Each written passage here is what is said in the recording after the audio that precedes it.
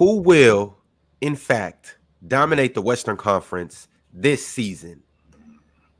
I know Mars has some selections. I know Chill has some selections. You guys know I may or may not have my biases. But today, we're going to get down to the facts of who is going to dominate the Western Conference this year. Salute to the chat. Salute to everybody that's getting in here early. I hope everybody had a good weekend. Make sure you like this video on the way in. And we're going to do this one of two ways. Chat, I'm going to give y'all an opportunity to allow us to be great. So we can either determine the Western Conference, A, based on a tier list, or C, based on us basically doing a list how we typically do. So I'm going to go ahead and I'm going to run a poll. And I'm going to give you guys a couple minutes to decipher how you guys want us to do it. Tier list or just a regular list where we vote on each team. If we did a tier list, if we did a tier list, it might get a little tricky because the Western Conference is going to be a nightmare. But if we just voted each team, I mean, I think that would be more indicative to what the Western Conference is going to be. Because you figure, how much separation is there going to be this season in your estimation between the 5th and the 8th seed in the West? Because we talked about how difficult the Western Conference is going to be this year. You could have the 5th seed 2 games or a game ahead of the 9th seed. So I don't think there's going to be that much separation. So the idea of a tier above, I think that might be putting a lot on it. What would the tiers be? So the tiers are finals, which means you have not necessarily that you're going to the finals, but you have action in making the finals. Then you got a playoff run, which means you're at least going to win one series. So contender. Okay, so you get past the first round. Okay. All right, I mean, that could mean second round. That could mean Western Conference. Really, that just means you're able to go on a playoff run. Then you have playoffs, which includes play-in, first round, any of that. You essentially just make the playoffs, but that includes play-in. So a playoff team, and a playoff team would be lower than a contender because contenders got real action. Okay, I'm with you. And then, and keep in mind, that contender, that's somebody, if you believe that they can go to the second or Western Conference Finals, then they're in that playoff run. If you believe that they just make the play-in and lose, or if you believe they make the first round and get bounced out, that's just the playoffs right there. Then you got lottery. And then last but not least, you have Cooper Flag. Oh, so lottery and Cooper Flag are 2 different things? Yes. Yes. Yes, Mars. Because lottery is like Golden State. No, who barely missed the playoffs? That's I know what Mars talking about. Because I mean, if we being honest, Mars, sure, the Rockets got a chance to get the number 1 overall pick, but that was last year. But if I don't know, let's say the Golden State Warriors finish right outside the play-in tournament, are they really going to get the number 1 overall pick? I mean, the Hawks got it last year. Is that really going to happen? It just happens. But I get it. Like, Utah isn't the Portland Trailblazers. I get it. Like, they both aren't going to make the playoffs, but there's a gap. I understand. All right, y'all. Swiper, what's going on? Man, not much. What's going on, everybody? Hope you'll have a black man productive weekend. All right, Penn, what's up, brother? So before we go any further, Penn, I'm here to declare today, this season, I am going to pay a lot more attention to Scotty Barnes. I am going to do that. Shit. Yes, I am going to pay a lot more attention to Scotty Barnes. I'm already an RJ Barrett fan anyway. Okay. I already dig RJ Barrett as it is, but I'm going to pay a lot more attention to Scotty Barnes this season in particular. Can you give him a week? Because he's rusty as hell right now. Can you give him 1 week? I thought you were going to say give him a week. That's all it's going to take to convince you. My dude just had a kid, so just give him a week to get back into the rhythm of it, right? He's shooting 0% from 3 right now, shooting 28% from the free throw line, averaging 8 turnovers per 36 minutes. Trash. But Penn, it's just the preseason, though. I know. You're supposed to give every, I know. Even what Ant did yesterday, Ant went on a scorcher, which I mean, Ant's good for that any given night. But at the same time, it's still the preseason. No, he is not, Bron. He's not good for 8 threes on any given night. He's good for 31 on any given night. That's more so what I'm saying. 8 threes is Yeah. Is this what we looking at? No, we're not. No, he hit 7 threes against the Celtics. That's 7 and 8. Chill. Are we looking at a new end? Like you just said, it's the preseason. But yeah, that's really what it is. I'm here for it though. Yeah, I'm here for it. Preseason, I mean, look, people need to understand vets don't give a shit about this. They're trying to go through the motions. They're trying to, just get up and down the court, not get injured, right? Any team that has aspiration for title, you don't think about the preseason. Maybe a team like the Boston Celtics going out and beating this, the Sixers by 50 has some people thinking that there's some subliminals being shot and all the beef that happened yesterday between Minnesota and New York. Those are special situations, very special situations. Like the Sixers not playing any of their guys, like their top guys, against a team that is probably the best team in the league. Yeah, you're gonna get beat by 50 just by those guys taking, practice shots. Mm-hmm. So, I mean, yeah, this doesn't mean anything. It shouldn't mean anything. Anyone overreacting, but it's nice to see some of the young guys looking good. And for a draft class that was considered bad, doesn't look so bad right now. Looks pretty good. Facts. I know you guys seeing Ryan Dunn. Hey, Ryan Dunn. Hey, that's 2 games back to back too, where he was knocking down that tray ball. He knocking down threes. He has to play, so I'm here for it, man. Can you believe Milwaukee passed on him? He's exactly what they need. He's not sort of no one could have seen he was going to be able to shoot the 3 instantly. That's not true, Mars. They had him in workouts. Yes. I'm sorry. Nah, you don't go from what he's doing. I think he made 7 threes in college. What he's doing right now. If I remember correctly. Yeah, but some college coaches are not allowing these guys to take the threes. He couldn't make free throws. Like there was no indicators that he could shoot, and now all of a sudden he's shooting. Like yeah, 6 of 11. Congratulations, I think. Yeah, congratulations to their coaching staff. Whatever he was doing in their workouts, they seen something nice. But to act like any of us mere mortals could have seen this coming. No, I'm not saying that, Mars. And on top of that, is this going to continue? Probably not, right? Yeah, but I wanted to. I'm hoping so. Oh, I'm 100%. I'm here for it. No doubt. I'm definitely here for it. But I'd love to see this dude shoot 45 to 48% on the long ball. And I'd love to see him be able to be a pick and pop guy. Yeah, absolutely. But what does Milwaukee need? Milwaukee needs a perimeter defender and a wing. He is exactly that. And they passed on him. To him shooting the basketball. We straight on AJ Johnson. We good. No, you're not. AJ showing flashes. You're starting small forward. Done. I was about to say, Mars. What pick was Ryan Dunn? 24. No, 27, I think. It was somewhere in the mid to late 20s. That's where it was. Yeah, there were some defenders taken in the 20s in the draft that I think are going to be good. I think Ryan's going to be really good. Hopefully, obviously. He's already the Suns' best defensive player. So. Mm-hmm. How many years did he play? College? I don't know. I'm pretty sure it was 2. I'm pretty sure it was 2. I'll look, but I'm like 80% sure it was 2. I'm confident that was you're starting small forward. Ron is in Phoenix. That's where he is. That would have. Hey, he's looking nice. Yes, he was hitting them and barking too. Like y'all tried to play me like I couldn't do this. Yeah, check this out. He played 2022 to 24. So what is that? 3 years? Yeah, he was there for 2 years. Yeah, I was right. He was there for 2 years. And in those 2 years, he made 12 threes in 2 years. Yeah.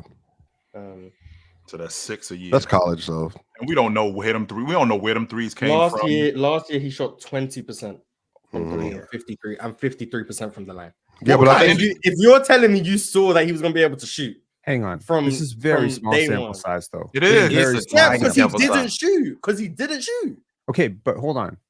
When you figure out, like you go back and you check all those shots. How many of those shots were late clock bombs? How many of those shots were half court heaves? Those all count towards your stats. I'm just saying. His shots. A lot of them were just in transition. Okay, how did you feel about his form though? Because that's how I really learned. Like I understand the free throw indicators are very good. Like if a guy shoots 78 to 80% from the line, but he's not shooting well from 3, you're like maybe he can shoot. But what about the form? How'd you feel about the form? Form was good. No, I mean, I feel like not now. I'm saying in college. Yeah, how'd you feel about the form? For me, when I'm looking at form, unless there's something like clearly wrong, like I'm not really focused to. Like Lonzo it was something clearly wrong with him at UCLA. That wasn't going to translate. When you say clearly wrong, you mean like a hitch? Mechanically, his shot was off. In terms of your release point is on the wrong side of your face. Then I will start having concerns. If your release looks okay, but it doesn't go in, And now we're gonna have to start looking at like the major details, which is like balance, footwork, foot placement, rhythm, all of those things. And like you look at Ryan, he just clearly wasn't comfortable shooting in college. He just clearly wasn't. But now he looks very comfortable. So the Phoenix coaching staff have obviously got with him. He's done independent work, which I praise to that highest degree.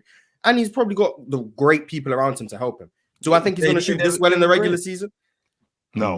Ben Simmons like D-Book, KD, and Bradley Beal. But that's what. But like, because I've seen he was working out with KD and Nas Reed and Elijah Arenas. He was there in that group. But like, I don't think this is sustainable. I think he's shooting like 40% or something in the preseason. But if he's just slightly below average from three, just as a rook, he's gonna have to play. That's how good he is defensively. Well, he's gonna have to play. I think what I like about what's happening right now, and because we every year there's like a new trend in the league because of the previous champion. What I do like about what Joe Mazzulla has done, I think more teams are going to be just more willing to shoot 3-pointers within the flow of their offense and scheme open 3-pointers than normal. And I think that the Suns, they needed more of that in their offense last year with Vogel. And I think this year with Budenholzer, they're definitely going to do that. And I think what I do love about Ryan is Ryan had some one-on-one stops. He had a strip and a block on Russell Westbrook on the right side of the court when he tried to drive and shoot over him. But what I love about what he did is like, forget all this stuff in college. Budenholzer says if you're open, like if you have a 3-foot window, which is wide open in the league, you shoot the ball. Like regardless, we're basically going to build you into being a 3-point shooter. And I like that because the Nuggets are similarly doing that on the other side with Brown and AG and them. It's just shoot the ball. Like I think that for me, the way that I kind of work this out is on a point per possession basis, even if you're shooting 33% from three, which is below league average, like you're still ultimately winning the possession more often than not by taking the 3-pointer. I think you're just playing the math game in the long run. And I think Ryan, just the way his shot looks, week one, by the time he gets to halfway more in the year, trade deadline, like I think he could legitimately be like a dangerous. No, I don't mean dangerous as in like, Kyle Korver, Grayson Allen, but dangerous enough to where like you leave him open, he's going to hit it. And especially they're going to need more size defensively because they're going to run into everybody going to be big in the West. Bradley Beal and Booker, Tyus Jones and Monte Morris. What is he, Swiper? I want you to keep going. What is he, Swiper? I think he's 6'7". I think he's 6'7". I think he's legit 6'7". Okay. Yeah. And they need that, like in the worst way. Need that. So I think that's going to be really beneficial for them in the long run. I was very very impressed by what he was able to do yesterday. I mean, I think he's going to be a player for them for sure. So I think there's something like that needs to be factored in, which is the increased space and the minutes that you play in the NBA and the load you handle. So one of the things that I think helps shooters is your legs aren't dead, right? If you're chasing guys around for 30 minutes a night, like he played about 28 minutes of high-octane defense for Virginia last year. So I don't expect him necessarily to have a ton of juice. Plus, he's not playing with great players. He's not playing with KD. He's not playing with Book. He's not as open. The court gets bigger. Certain guys benefit. Certain guys don't. There's certain guys that really won't benefit, like undersized guards. In the NBA, college guards who are great in college sometimes don't translate because they're not fast enough to navigate the extra space. But you take a guy who's like a big wing, and this is true for Scotty Barnes, Mikal Bridges. This is going to be true for Ryan Dunn as well.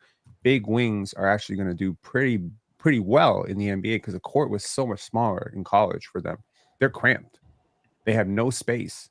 So every dribble is contested. Every gap is slightly more full. So now he's got wider gaps. He's got wider angles, and they're not contesting him. I'm curious to see what happens once the scouting report catches up to him and people start trying to contest those shots.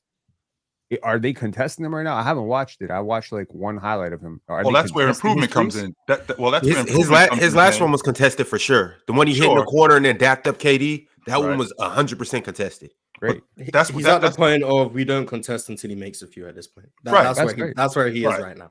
And that's where improvement comes in. So, as time goes on, I'm going to get better. But Swipe, I have to disagree with you off the strength that what Boston does is going to be a detriment to a lot of other teams. In fact, I watched the New York Knicks last night. One of the main reasons why a lot of these guys have low percentages is because a lot of these guys shoot shots that they shouldn't be shooting. For example, me watching Miles McBride last night. Miles McBride should not be shooting pull-up threes. He's not good at that. He should not be shooting pull-up threes. His shot is in. He's either good in transition or in the half court when he's flaring to the corner. He's not very good going to the right, shooting fall-away threes. That's not his shot. And a lot of these guys, because the Boston Celtics have advanced and they're showing everybody that this is the way to win, a lot of these other teams who don't have that kind of personnel are going to adopt that, and this is going to look really bad for them. The Knicks were one of the best three-point shooting teams in the offs last year, and that was largely due to who was shooting the ball. That wasn't because, but he's not going to be there like in their top 4 in three-point attempts, though. That's not my point. My point is that there are other teams that have guys who shouldn't be shooting the basketball, and McBride is just an example of those guys who shouldn't be shooting the basketball. There are going to be teams that are going to shoot the long ball good. I'm not going to argue that, but there are teams, because of what the Boston Celtics do, okay, we're going to do that. You don't have the personnel for that. And one of the main reasons why the Knicks were as good as they were last year was because they were a grit and grind defensive team who could shoot the three. And a lot of these teams think that because what the Boston Celtics do, this is going to be our imprint. This is going to be our stamp. No, that you're not good at that. Not everybody in the league is good at that. But the Knicks are a good three-point shooting team, just to be clear, though. I won't argue that part. No, fellas, right quick. I'm about to step in just because chat. So you guys have voted for us to do an actual ranking. So we will rank every team one by one based on, well, who we agree with, who gets the majority of votes. But here's the thing. Chat, I also got to run one more poll and ask you guys, do you want us to work from the top down or from the bottom up? Chat, it's your show today. Let us know how you guys want us to do it. Also, shout out to my man Carlton. I asked him, did he want to talk about the Western Conference today or the Eastern Conference? He said the Western Conference. He also started the show off with a super chat. He said, Dub Ron, Dub Box, Dub JD, Dub. It was great seeing y'all on Saturday. Hey, man, NYC was a blast, Carlton. Appreciate you for pulling up and appreciate everybody else that pulled up and was kicking it with us on Saturday. Had a good time with y'all. Before we go any further on, Mars, yes or no? Sure. I guess. Sure. Just wondering. Sure. Hey, Dub was a dub on Saturday. That's all I'm going to say. Dub pulled up and we had a blast with Dub. Are we predicting the seedings or just who we think the best and worst teams are? No, we're predicting the seeding. Would you want to just do best teams? I mean, I think it's always easy to just do best team because we do seedings and then the team gets hurt and now they're the 4 seed instead of 1 seed. It's like, I guess. I mean, but that's the same thing with the best team. No, it's just this team is this. Yeah, but this team is still the Nuggets fully healthy is still better than this team. Jokic just got hurt, so that like Philly weren't the 8th best team in the East last year, but Embiid got hurt, so they ended up falling into the play. So we're just gonna put them there because Embiid might not be healthy. But also too though. That's what we've seen, though, Mons. Was OKC the best team in the West last year? The tier list. Well, I mean, I don't know if anyone predicted it, but the tier list was going to can go to the finals, playoff run, playoffs. What was it? Lottery, and then Cooper Flag. That's not seeding. That's how good you think they can do in the playoffs. But when we're ranking them, it's going to be the seeding. Like that's, you know what I'm saying? I get what you're saying. It's just, I mean, we could do that, but I'm just saying, like, I mean, we can do seeding. I'm just nah. Let's do it that way. Let's just do purely based on who's the best team in the West. But that doesn't answer the question. Because the best team is the one that has the chance to win the championship out of the West, not the number 1 seed, right? Because OKC was the number 1 seed last year. They lost in the second round. And they were the best team in the West, but that's no, they weren't, Moss. I mean, the problem here is depth gets you through the regular season, top end talent gets you through the playoffs, right? So if you're going to be a super deep team, you're going to be able to withstand a little bit of load management, a couple of injuries. Whereas if you're super top heavy, we just got to pray that you're healthy in the playoffs. And there's a couple top heavy teams. Right, exactly. Denver's a super top heavy team, and then you consider OKC, and they're very deep. So I expect there's no chance in hell that Denver is going to beat OKC in the regular season, but in the playoffs, if Jamal Murray and Michael Porter are right, and Russell Westbrook actually matches, I don't know how they're going to stop Nikola Jokic. So, you know what I mean? Like, I think, I don't know. He needs to stop Jokic, man. We don't worry about him. Yes, you are. You 100% are. He's at the top of your list, as a matter of fact. When you're talking about scouting reports, you 100% are worried about him. In fact, you are frightened. About him. He just gonna We need to do it. We need to do a quick power ranking of y'all. I'm sorry. He's just going to pass game that you played, so somebody else can score. Which What is happens. it like Gilbert Arena said? If my matchup get 20 assists, he ain't cook me. We don't worry about your kids. Well, sure. If your matchup gets 10 assists, he didn't cook you. But if your matchup got 10 assists and he compounded that with 33 points, that doesn't help. In fact, that makes it worse. He ain't scoring no fight. He ain't scoring no 33. No against Isaiah Hartenstein. But yeah, you think Isaiah Hartenstein we'll get to that. We'll get to that. Stopping Nikola Jokic? Jesus. We'll see. All right, y'all. The chat has voted. We're going to go from the bottom up. So we are going to start with the 15th team in the Western Conference. Portland. So, yeah, it's Portland. It's got to be Portland. Chill. I ain't going to overreact to preseason, but Scoot Henderson, man, I'm going to need him to. He doesn't look bad, Mars. He actually looks pretty good. Yeah, I like the direction he's going in. I do. And I see some good things. Then I see the game against the Clippers, and I'm like, still young. That's still young, but there's some progress there, which is what we're looking for. We're looking for progress. He looks better getting downhill. That shot looks a little bit better. Yes, it's going to be inconsistent, but remember, I did just get the job. Yes, he got 82 games to improve. Yes, he did. 82 games to build on things. I had him on my most improved player ballot, so I'm hoping. And 82 games to have bad games too. Like a lot of players, the only way you could learn to be good is to be bad. You gotta fail your way to success. That might have to be what it is for school. I can't make that pass. That's not a good shot for me to shoot. I need to run the offense this way. In transition, I need to push the ball more. Maybe I need to slow it down more. Just certain things like that. But 82-game season is a long-ass season for, these young players to learn for real. The Trailblazers already had an issue. So Sharp is out. He's got is it the shoulder injury that he has? Yeah, he's got the shoulder injury. So he's going to be out for a month. So that's going to be a problem with him coming back. Simons is coming off an injury-riddled season. I'll be interested to see how sharp he is, and they may be dangling him for trade bait. The thing that I'm concerned with the most with the Trailblazers is not their personnel more than it is their coach. I'm very interested to see how Chauncey Billups, what kind of schemes he's going to run, how he's going to implement DeAndre Ayton. Is he going to play him more on the block? Is he going to keep him in the mid-post? I'm on record saying this. If I'm on the Portland Trailblazers, I'm walking in practice and I'm starting to fight with DeAndre Ayton. I'm just gonna start a fight with him, just off the strength that I feel like there is nothing there to motivate him. I think he's one of those guys who just plays. Sure. Who would win that fight? If I get a couple of licks in, I won. All right. I'm good. I trust that. Mm-hmm. What I'm trying to say though, with Portland, like Chill, you said you're looking forward to a couple different things. Yep.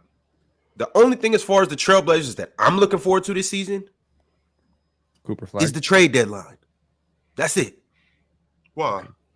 Jeremy Grant, Robert Williams, Anthony Simons. So you're emptying the roster. Well, I'm just saying some of those guys have to get moved. One more time, Swiper. Move to who? Arbia. They don't move in here. They need to. He just went from one bad situation out east to one bad. He needs to go to a good situation. Is it the Advia curse? So he was on the worst team in the East. Now he's coming to the worst team in the West. Is that what we're doing? I don't think. Well, I think get Advia off the crew. I see a common denominator here. I don't know. Get him off the crew. He killed it. There's a reason his value is not as high, and it is 100% political. He is a very proud Israeli. There's a lot of stuff going on in Israel right now. And there's a lot of teams on the coasts specifically that are not touching that with the tempo. We can't act like that's not a thing. You cannot be having Israel flags in your locker room and then having fans booing this guy. Don't act like that's not a thing. It's a thing. It is a thing. 100% it's a thing, Swiper. Yes, it is. All right, y'all. We're not even really going to get into that. But what we are going to do is talk about the 15 team. Penn, you said Portland. Mars, you said Portland. Swiper and Chill, I need you guys' votes. And if I have to be the tiebreaker, is there a team that can push him? Is there a team that's bad enough where you're like, they could be worse? Because there's a lot of talent on Portland. Can we be real for a second? I'm thinking about. No. I'm telling you, Tamani Kamara is really good. Yes. He's a really good basketball player.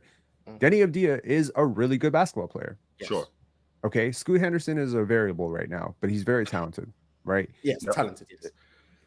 There's like enough defense to compensate for these defensively compromised guards that they could be fun, like a fun 22-win team. I'm not saying they're gonna. Why are you laughing, Moss? San Antonio was a 22-win team last year, and they were fun to watch. So I'm just saying, there's a team out there that could tear it down and be worse than them. Is there not? Is there nobody that can get? You're saying man, they're gonna lead the field at the bottom by a mile. There's How no much better? the Jazz. I was just about to say, if we're being better, they aren't going to do it. They're going to be the Jazz. 15. I was If just the about to Jazz say, played Lauri how much Markkanen- better are Utah than Portland? How much better are they? Yeah, but they have Lauri Markkanen. They also Okay. have And they have Will Hardy. They have who's a Keontae really George, good who's a better prospect than anybody on that roster. There's no way in hell you think Keontae George is a better prospect than anyone on Portland with a straight face. There's no way. I'm not smiling or Like laughing. I could get what Isaiah Collier. You're just sure. frozen. I don't know if you're Yeah, smiling. my God. I can get what Isaiah Collier being a great prospect, but Keontae George a better prospect than anybody on that Portland Trailblazer. Hold on. That's cool. So I just want to get this on record. There's nothing to get on record. No, there is something to get on record because you just Who's said the next something team? pretty insane. You would reject the trade right now for Utah Keontae George Jazz. for Scoot. They got Scoot Taylor Henderson. Hendricks. Who else is on the roster for the Jazz right now? I'm not saying he's their best. You said Clarkson's he's still on that. their Cody best Ryan. prospect or the best prospect between either team. What's the question? Between Portland and Utah, who's the best young prospect? Define young. I think Under Isaiah 23. Collier is a better cut. 23. Who else is 23?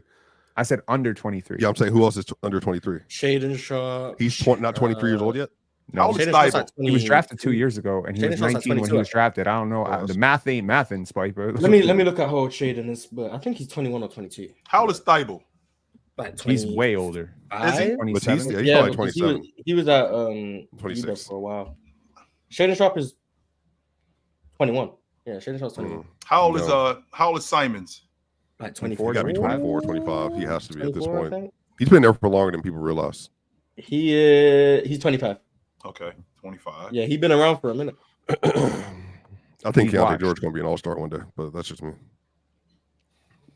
Keontae's real good though. Like we're not just gonna dismiss I'm this. not Like gonna lie. Keontae You didn't look ball at out last Warp, You look at Warp. Here we go with Scoot the Warp. Henderson was last in the league. Keontae George was third last. Like I'm just saying, like, Like, what are we doing? I'm gonna be honest. His value And Keontae's playing in a much. much better system on a much better team Like, with Keontae much has better this- players. A much- Yes, much. Yes, much. Lauri Markkanen is Possibly. much better than DeAndre Ayton. I don't know if you know well, that. yeah. That's but the second best player in this- Portland? Who's the DeAndre second- Ayton? Who's the best player in Yes. Portland right now? It's Last not- year, was it Anthony Simons? Is it Jeremy Grant? Because Lauri Markkanen's Jeremy better. Grant's all right. Jeremy Grant's all right. Markkanen's better than him too. I don't know who that best player was. I'm gonna say Anthony. I think it's watched Ayton. 2 Portland games last year. That's probably maybe, Shaden, honestly. max. I watched 3 Utah games. I'm not pretending I'm an expert on either one of these teams, but when I watch these teams play, it is clear to me that one of them look a hell of a lot more organized on the court, and that's Utah. It looks All like right, a so better coach team. So we got to get down to the bottom of it. Bro, they Chill, lost by Sniper. Oklahoma City beat them by 60. Trailblazers gonna be the worst team in the league. So you got What if the Rob Blazers. Williams is healthy though? He's not. He's already hurt. Okay. It's over for him. I think the Trailblazers are the 15th seed in the Western Conference. Okay. I think so too. 15th seed, worst team, however you want to define it. Yeah, I think they're the 15th seed in the West. Okay. They Swiper. Yeah, I agree. They're Cooper Flag. Shout out to them though. I'm So still back to watching back, when Shaden back come to back, the best prospect. Well, so who's the best prospect 2 years ago in the draft? Wemby, No. Before that, Paulo, Chet. Yeah, Chet. Paulo. Chet was the best Chet. prospect. the in best that draft. prospect, not the number Hang one on. overall. Just pick. because Best he prospect. went number 1 does not So mean Chet- he's the best so prospect. Chet went It to was the an West. up in the air thing. Up Wemby until went to the last second. West. Yeah, 2020. Who was the first pick? And that was Zion, I think. Zion. Why No. was- Zion why'd was you 2020 was 2021. Ant, and 2019 Why'd you skip was 2021? 20 was Ant. 2020 was who? 2021 was Cade. That's why he went east. 2020 was who? He wasn't the best prospect. It was Evan Mobley who went east. That's fair. But Scotty Barnes ended up being the And best then player. Ant came Also to the went West. So Cooper Flag back to the West. Yeah, it's just the West just keeps stacking. Yeah, that's unfortunate. All right, the next worst team. We have the Blazers at 15. The next team at 14. Who do we have? Utah. And not because Utah's bad, because Utah's got some really good talent. I just think the Western Conference is going to be a nightmare. And like Utah could win 35 games this year. That could happen. I think Utah could win 30 games, 35 games. I don't think that's ridiculous to think that they couldn't win. And They wouldn't be the 14 seed if they did that. No, they wouldn't be. But I'm thinking about actually, let me take that back. Let's rewind. In order for these Western Conference teams to be what I think that they're going to be, where you're going to have 7 or 8 teams win 50 games, the bottom of the West is going to be bad. So a team like Utah, they're going to get beat a lot. Off the strength of the top of the Western Conference is going to be what it is. Plus, the Eastern Conference is going to be a lot better this year too. I think the Jazz could win 30 games this year, maybe. I got the Spurs. You got the Spurs? Yeah, I got the Jazz too. No, I cannot put the Spurs here, man. Is it because of Wemby? Ooh. Yeah, man. I talked to someone who's a beat reporter down in San Antonio, and they were talking about like the development path with Wemby, and they were like, "Look, we can turn him into a great man's Tyson Chandler right now, and turn him into a defensive player of the year, but we're not trying to develop him into that. We're trying to lean him into some of his weaknesses. So if he's got some issues with turnovers, we need him to keep trying to make decisions. If he's got an issue with the shot, we need him to keep shooting. It's going to look ugly for a bit. He's going to win you games on defense. He's going to lose you some games on offense, and you're going to deal with that because you're not trying to develop Tyson Chandler here. You know what I mean? So I'm really happy that Wembanyama went to a team like San Antonio that has the patience to actually go through the entire process with him. It's the same thing with Paolo. It's the same thing with all these young players. You need to give them some expanded space to fail because that's important. It's a really important thing at this age that you be given that opportunity to try things, to commit 7 turnovers. This is good for you. This is good for your development. It's very easy to stack one of these, players in a corner and just say you're a corner shooter, 3-and-D wing, and that's what you're going to do for the rest of your career. Right. And your ball handling and your playmaking is never going to expand. And if you want to use Wemby as a rim runner, shit, you got one of the best lob passers in league history. You could get him 25 points very easily that way. But that's not how they want to use them though. But the problem though is Penn is if he does make that leap where like Mars thinks that they're going to be the second worst team in the Western Conference, and they end up making a 15-game improvement, and they end up or 15-20. I think it'd be ridiculous. If they make a 15-game improvement, they're a 37-win team. Yeah, they are. They're going to be the second worst team. That's like a 12-13 seed. Yeah. Right, but what the point I'm making is that if they end up making a significant improvement, which everybody thinks Wemby is, I don't think he's there yet. But if they end up making this significant improvement, now what happens is that the timeline gets pushed up because now people start rushing. Because, shit, Wemby's awesome. So now we got to start winning right now. And now you're going to rush this whole thing, and you could very well derail them, which I think the development of Wemby is more important than now. You can develop and win. You can develop and win at the same time. Jamal Murray developed on a somewhat competitive team. I mean, he got better and better. There's a lot of young guys who developed and won at the same time. But there wasn't a rush with him, though. Penn, with Jamal Murray, there wasn't a rush with Joker because one, we didn't know who Joker was. Well, I mean, Joker was pretty much good on day 2. 100%, you know what I mean? He was, but there aren't many people who thought that Joker would be the best player in the league. I mean, if I asked you in 2018, is Joker going to be the best player in the NBA? I'll tell you, you're asking the wrong person. Right, exactly. I'm pretty much a Jokic super fan, but I got introduced to Joker in 2018. The point I'm trying to make is that sure you can win while developing, but I think that there's different standards for different players. The Denver Nuggets, I don't think there was that consistent need to win right now. Like you have a generational player in Wemby, so for him to take a huge leap where he ends up making the All-Star team this year, and makes the All-Pro team, and he's in the league MVP votes, and they end up winning a significantly more amount of games this year. Mm-hmm. Now all of a sudden the timeline just gets pushed up, and now you start asking, okay, are we doing the right thing? And when you rush the process, you're going to end up ruining these guys. I think there's so many good things happening for the Spurs right now. One, I think Stephon Castle is like an NBA athlete. Like, he's got the same 10, 15 pounds that every wing has to put on, but he's like good. He can play a role right now in the NBA. He's like ready. It's like Reed Shepherd. Like you can put him on an NBA court and he's not going to kill your lineup like a Grady Dick last year or Keontae George, not to put too fine a point on it. Those guys are going to cost you minutes because they're not NBA ready. Scoot Henderson. This guy, you can put him on a court and he's a 3-and-D playmaking wing right now. And he's pretty good. And his jump shot's coming a long way. Harrison Barnes helps you win. He's helped everybody win. Why would he stop now? Right? I'm not saying he's elevating you by 5 wins, but he's not costing you wins. Keldon Johnson, Devin Vassell, sure. Chris Paul stabilizes. He's the guard whisperer. We talked about it before. All the guards that have played with him have gotten better at playmaking. He's going to advance them. And the CP3 effect is real. Like, I don't give a shit like what people say about the last year with with Golden Even at State. this He wasn't age? running the shit. Even where we are now? Because it's not about him as a player. It's not about him as a player. It's about him as a leader. And there was a huge thing with the Spurs, when an older vet like CP comes in, are the new kids going to look at him sideways and be like, who the fuck are you, old man, sit down? Or are they going to let him lead? And they've let him lead. So far in training camp, they're letting him speak. And that is very good for their development long term, because there's nobody in that locker room who's more suited to lead than him and HB. So you're having real pro vets who've had long careers, good careers, winning careers. Harrison Barnes has won with the Golden State Warriors. He won with Sacramento. Like he's a winner. So this is a guy who's coming into the situation. They're teaching him how to win. They're accelerating the growth. Look at what CP has done every time he's been in command of a locker room. Has he been in command of a lot of losing teams? Hell no. Because the stuff that he preaches, accountability, showing up on time, committing, having difficult conversations behind the scenes, he's a communicator. So these are the things that lead to winning. Sure, absolutely it does. But one of the main reasons why they were able to translate that to winning with Chris Paul was because he was on the floor. I mean, we're talking about a different Chris Paul to this day. He's still going to be on the floor.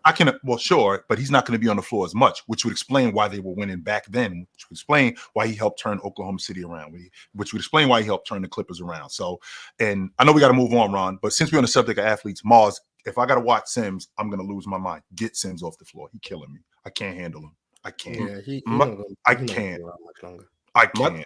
My thing with the Western Conference, and I mean this goes to the East too, but it's more like suitable for the West right now. We can argue that it's a lot of talent in the West, and we threw out two teams for sure, it was the Blazers and the Jazz, and now we're saying everybody else can do this, everybody else can get better, everybody else can be good. We talked about this, Mars. It's only 10 teams can make the play-in. Somebody has to be garbage. Mm-hmm. Unless you guys just think everybody's going to beat up on everybody and the top seed in the Western Conference is going to win 45 games. Somebody has to win 20 games. Mm-hmm. Multiple teams have to win 20 games. Mm-hmm. So last year it was the Blazers 121, the Spurs 122, Memphis 127, and Utah at 31. Mm-hmm. Somebody got to win 20. It can't be 5 30-win teams in the Western Conference. Sure, it can. It can. Unless you assume that the top of the West is going to be like 52, which is possible. If that's the case, so Utah's got talent, man. Did you watch Taylor Hendricks towards the end of the last year? So I have Utah above the Spurs, so I mean, but that's fair. I just don't have either one of them. These teams aren't bad. That's what I'm trying to say. They're not bad, Pin, but somebody has to lose. And here's also the thing too. Momentum is a thing. Once you get to the middle of the season and you see, or once you get to December and you're the 13th seed, it's like, all right, damn. We thought we were good. The Jazz are going to pack it up in January. They do that every year. They pack it up in January and then they go on this ultimate tank and then they end up winning 30 games. But they start seasons well. They're probably going to start this season 9-12 or something, or like 11. The top 5 of this draft is good enough that you can expect teams to be waving the flag in November. I really don't think that's out of the question. So, whoever's going to pack up in January, just expect they're going to pack up before Thanksgiving. Well, Portland's have packed up from day one. The Spurs, I don't even know how much Wemby's going to play. I'm going to be honest. I still don't. I don't know what his minutes are going to look like. I don't know how cautious they're going to be. They have other. He averaged 30 minutes a game last year. Something like that, yeah. How many picks does San Antonio have in this draft? I have no idea. I know they have a lot. They have the Hawks pick as well. So and the Hawks could be bad. The Hawks, I don't think anyone's. And is that pick protected with the Bulls? The Hawks, no. With the Hawks, it's not protected. It was in. I'm pretty sure it was just in the DeJounte trade. They just got given. I'm sorry. I thought you said the Bulls. My fault. And they have a Boston pick. Drink my water set. So. But yeah, I think they have 2025 Chicago protected 1 through 10. They have 2025 Charlotte protected 1 through 14. They have Atlanta unprotected, and they have their own. That's 4 first-round picks potentially for the San Antonio Spurs. They don't need to tank. They just have to hope for Atlanta to tank. And who knows? Atlanta maybe this might be one of those teams that ends up with like a couple. I mean, shit. There's no way that Charlotte one is conveying. Charlotte's not making the playoffs. But we don't know. Chicago's could convey. Zach LaVine hitting splashing 5. I mean, Zach LaVine looks all People, right. people don't realize Zach LaVine's good at basketball, guys. No facts. Really? Like, Nah, yes. people you swear mean all Zach those LaVine's just not a All-Star good games? player, but it is what it is. I mean, I mean, For he what doesn't reason, try I don't know. defensively, and his team was better without him last year. But he's a good basketball player, man. All right, yeah, I swipe. got Utah, but it seems like the Spurs overwhelmingly won. So I get Utah too. do you have any hope for Walker Kessler at this point? No, I said I have the Spurs. Wait, we're talking about the 14 seed. You had Utah Yeah. ahead of the Spurs. Oh yeah, I have the Spurs, but it seems like Mars, Utah. I had Utah. I'm fine. I'm fine with losing that one. I'm fine. March. So March, you had the Spurs. Yeah. Chill, you have Utah. Swipe. do. Who do you have? I had Utah. Pin. Utah, All right, it is. but I don't feel indeed good about it. Utah. Mm. All right, fellas, we have the Trailblazers. We have Utah off the board at 13. Let's just Who drop are the we Spurs taking? here. We just said the Spurs. I have the Spurs. Mm-hmm. Man, I can't do that. Chill and I Pin. gotta go somewhere else. I gotta go somewhere else with this. Well, I he thinks cannot- Wemby gonna be the 6th best player in the league. So I mean, so where are you gonna go? Clippers. Clippers. I don't hate that. No way. I don't either. I don't. 13? I don't hate that. Oh nah.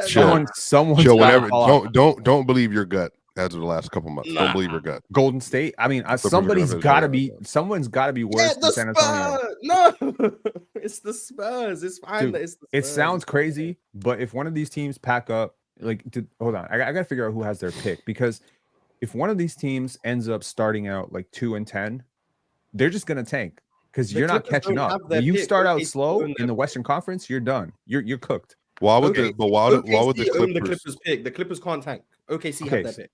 Okay, So so they're going to have to try and win. Okay, does Golden The State Clip- have their pick? Golden State No, Leonard. Golden- Leonard has not played all. He hasn't been in camp. He hasn't been playing. He's not going to play at They're the start of the season. still too good. So I don't understand how we jumped few other teams that I would have mentioned before the Clippers. You could have even said the Warriors right here, and I would have been like, yeah. I can get with the Warriors being 13. Okay, let's not say the Clippers, but I won't say the Spurs. So and I don't want to say the Lakers because I don't think LeBron is willing to be this bad, and I don't think they're going to be this bad. So I don't know who the hell to put here. This is crazy. Penny, I'm not putting I was Houston kind of here. with you with the Golden State Clippers. I mean, I personally would go with the Spurs, but I could see a world where the Spurs are better than the Clippers, and I could see a world where they're better than the Warriors. Steph, they still I mean, got pods. the They Warriors- still got That's it. Trey That's it. Jackson. It doesn't- that means- it would make more sense to say the Rockets before you say the Clippers. I'm gonna be honest. Yeah, I'm not. Yeah, Wow. there's several Wow. teams. Too. That's a So- rock. Why would it make more And I'm- sense to say the Rockets? For them, the reason why I'm asking, It the would reason why I'm make asking more this- sense to say that the Rockets will have a bad season and finish 13th than the Clippers. A, because the Clippers have more proven regular season talent. And B, because the Rockets have picks and they have their pick also in that OKC swap, they can afford to be worse more so than the Clippers can, because the Clippers have the worst of that 3-team swap. We're involved in that with OKC. So because the Clippers have by far the worst in that, and they get the worst pick of the OKC Rockets and Clippers, that means they're going to get OKC's pick. That's what that means. We have the second best, which would mean we can either get our own pick or the Clippers pick. If we're the worst team, OKC will get our pick, but then we would get the Clippers pick. So it just makes more sense for us to be bad than it would for the Clippers. Right. And we just have less proven regular season talent. And there's many more avenues for But our you're not season. as top heavy. Now, but I was just about to say, so That's who? the problem. You're not as top heavy. So if you lose Dylan Brooks for a week or 5 weeks or 8 weeks, you're good. If the Clippers lose Kawhi Leonard and Paul, Which they're going to. they already lost Paul George. So if they've lost, Kawhi Leonard's gonna miss half the season probably. He's not really. I mean, you're not putting a championship in front of him. He might feel some sort of way about them letting Paul George go. And you got James Harden. What's that mean? That means that they got. I mean, James Harden is not exactly He's still the better greatest than with anybody exits. on the Rockets. He's also 35. Swiper. He would be the best player on our team. I mean, yeah, by a hair. Today, bro. By a Today, hair Ross? over Alpert. Yes. Is he much No, better no, than no. Alfred Sengun? Yes, Is I'm he significantly so, better? Oh Hold my on. gosh. First I'm of just all, asking you a simple question, Swiper. You Is gotta he understand, significantly it better? wasn't Is he that. I significantly better?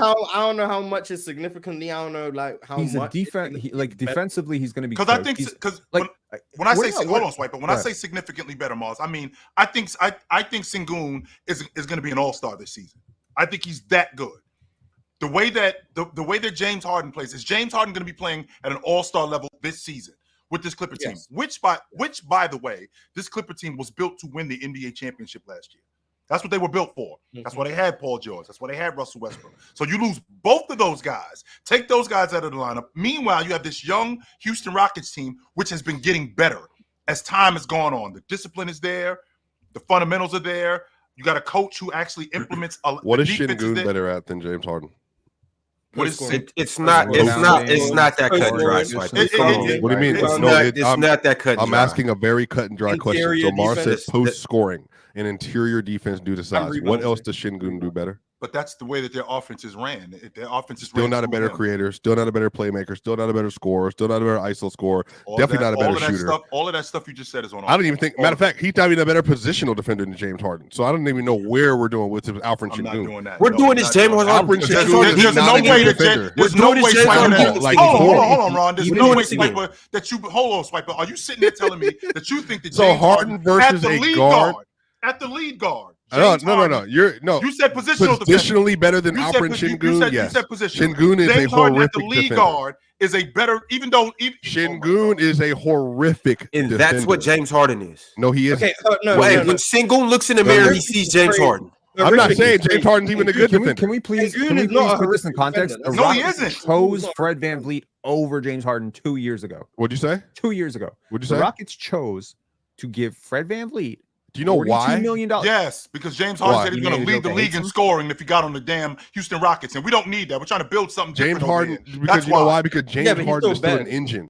Like Fred VanVleet is a complimentary player in that team. I like James James Harden. Harden. I don't know why I'm argue that turning he's into not the a James Harden. That's not even the I same like thing. James That's Harden. Aaron Gordon versus John Moran again. Like it's just not. It's not the same level of Is James Harden impact better than overall. DeMontis Sabonis? Who? Is James Harden better than DeMontis Sabonis? No. Hell no. Is it close? Hell no. Okay. Look, well, I'm not. Alperen Şengün I'm is also 22 higher years on old, and DeMontis Sabonis than I don't other think the people. gap between Alperen Şengün and DeMontis Sabonis is going to be so big next year. That's cool. I'm willing to bet. Gary, I'm willing to almost. He's 22 years old. Sabonis had 18, what was he, 19, 12, 13, and people who are 8.5 22 tend to have unprecedented great growth, efficiency, especially a when they're much hard better working. rebounder. Like I don't need a better, way better playmaker too. Still, like regardless, I think Şengün's a good playmaker. Don't get me wrong, but I think people are just very low on Sabonis. The Rockets go like 11 deep, okay, and they have a whole bunch of kids who's the bench for the Clippers?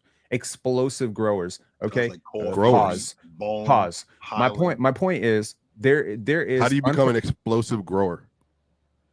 I knew you're gonna hone in on that. Damn it! Yo, what I'm saying. I already had to deal with the masturbator logic from you. Can we focus? What I'm saying is, worked, didn't it? It is not unprecedented for a kid who's 21 or 22 to have a monumental leap in 1 year. We've seen it with a lot of players. You're not telling me Kawhi Leonard was flashing you Finals MVP shit in 2012, but it happened in like a year. Okay, so when you have guys like Amen Thompson, you don't know what the jump for Amen Thompson is going to be this year. He could be like a all league defender. You don't know that. I mean, he has a talent to do it. You don't know Jalen Green. As much as I have been a detractor of Jalen Green, he averaged 30 points per game for like a month and a half, like right. So we don't know if that was it connecting for him, right? That's the worst narrative. Fred VanVleet is a very good. That's a Peyton Hillis. He had a Peyton Hillis month. You got him to cover a Madden. Okay, Peyton Hillis month. That's exactly what it is. Did you actually watch it though? Of course I did. It was a Peyton what he was Hillis. doing. Peyton Hillis ran for. He almost led the league in rushing. He almost led the league in rushing. Was on the cover of Madden. Jesus. My point is the Rockets. Chill, do you remember that? The Rockets don't need all these kids to. The Rockets need all these kids. Peyton Hillis almost led the league in rushing. Was on the cover of Madden, and then he disappeared. Yeah, people thinking that though. This the Nash Marshall. This the Nash Marshall fault, right? I was like, I don't think growth is linear. Chad is losing their minds. No, I think that's the point. I don't think growth is linear, and I don't think declines are linear. If you told me right now James Harden was a top 35 player, 38 player last year, yeah, I believe that.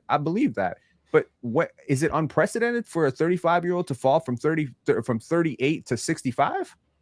And you're trying to tell me there's not a single top 65 player on the Rockets? Who said that? You're telling me that there's you go to these extremes on hypotheticals that I just simply don't exist in. That James is going to drop from 35 to 65. So therefore, I'm not saying that the Rockets have any player that's a 65 or above. I didn't say either one of those things. You created that scenario. He clears everyone on the Rockets. Yes, you did. You did say that. You said that. You said he clears. He said he does. He actually does.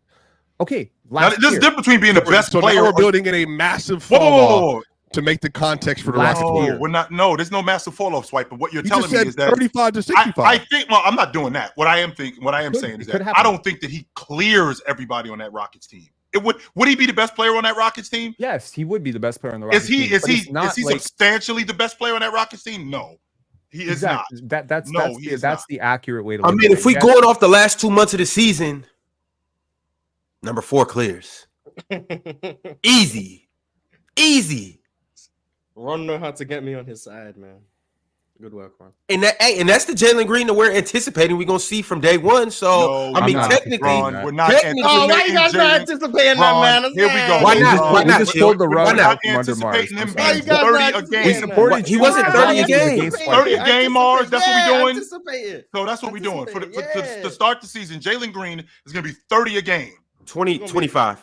Yeah, we're gonna be 25 plus. I don't think 25 is ridiculous. Between 22 and 25, I don't think that's ridiculous. 22. But if you're 25 a game, that means you can give me 30 on any given night. My point did is, that. if you're running a lineup I of was James gonna say Harden, that. Norman Powell, and Derek Jones Jr. and Ivica Zubac, you're probably not going to win most games. Kawhi Leonard is very important for that team, and if Leonard misses half the season, you might be cooked. When's the last time he missed half the season? 21. When's the last time he's been on a team this bad, Swiper? This When's bad? the I last time don't. he missed half the I think we have varying last time he degrees missed of how half the bad season the was in Clippers When are. When you replace a team that wasn't a top 4 seed and They you were take 5. that's By They won one 51 ga- They won. I think they won. What they win? 50 games, they 50, won 51 games. Right. Matter of So fact, they were the fourth. No, hold on. They were the 4th seed. They had They a were the higher 4th seed than the seed. Mavs did. Right. What are you They won talking 51 about? games. And with When everything was that you lying? just and no, hold Lying. on, Swiper, Lying. and with everything that Lying. you Right now. hold on, Swiper, Who's and with everything that you just said, Swiper, okay, they lost one of their best rotation players, and they lost Paul George, gone out of the lineup. And who are you replacing that Who's with? one of the best? Oh, rotation Russell players? Westbrook. I was trying to, Is Chris Dunn that big of a fall off from Russ? Yes. I mean, Swiper, Yes. you can't argue both sides. On the one Yes. hand, you got Russell Westbrook coming to save your Nuggets. On the other hand, it I've doesn't seen matter that's the for thing. shit. That's the thing. You have to talk to me about what I say, or else you're going to keep getting cooked. Sorry, I Pin, have never said that. said that You're Russell cooking Westbrook water is right coming now. to save Denver. I said he's better than Reggie Jackson, and therefore he'll be a better rotational That's not player. all you but said. I have Let's not pull argued. up the tape. And, That's not and, all you and said. chill. Please correct Pin or me if one of us is lying. I have said repeatedly since I met you, the person I would love most on the Nuggets at Chris the Dunn. POA You spot love is Dunn. Chris Dunn. You love him. Yes, you do. You love Chris Dunn. That's Fellas, it. So I got to Go step ahead. in though because we have to get back to this list, and I'm We trying do. to start moving through this. So let's we got let's so get it's not into going to it. be the Clippers. Let's put the Spurs there. Let's keep moving. So hold on, I got the Spurs. Swiper, you got the Spurs. Yes. I don't think the Clippers are going to be Shit. that bad. I do think that they're going to be bad. I don't think they're going to be that bad. Chill, you got the Spurs next. I don't want the Clippers here. Let's take the gotta Spurs. put somebody else though, man. Mars, pick one. Who can I put here that's not the Spurs? Who's your Well, next? here's the one? thing, Who's your though, next Pin. pick? Here's the thing. It's the Spurs next because majority rules. He So wants me to make it a 2-2. That's what he wants. But Ron, who would you pick? The Spurs?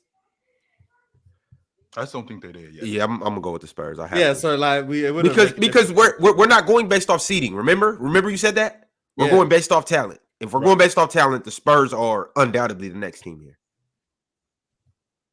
I'm interested to see who people got next. Because for me, that bottom 3, I thought that bottom 3 was like secure.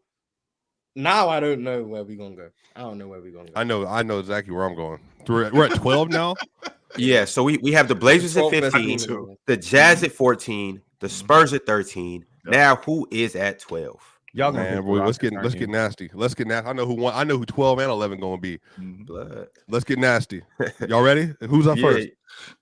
I think it's I the need to, Warriors. I need to Oh, hear well, opinions. there we go. There we go. Chill got the Warriors. I think it's the Warriors. I don't think that they make the playoffs this year. I don't think they make the play-in. I think that shooting that you've seen in the preseason, I think that's smoke and mirrors. I think that they got a lot of deficiencies. Yes, I think that's smoke and mirrors. So you think Steph Curry and Yep. Buddy Hield is smoke and mirrors? No, I don't. No. Well, Buddy's coming off the bench. Right.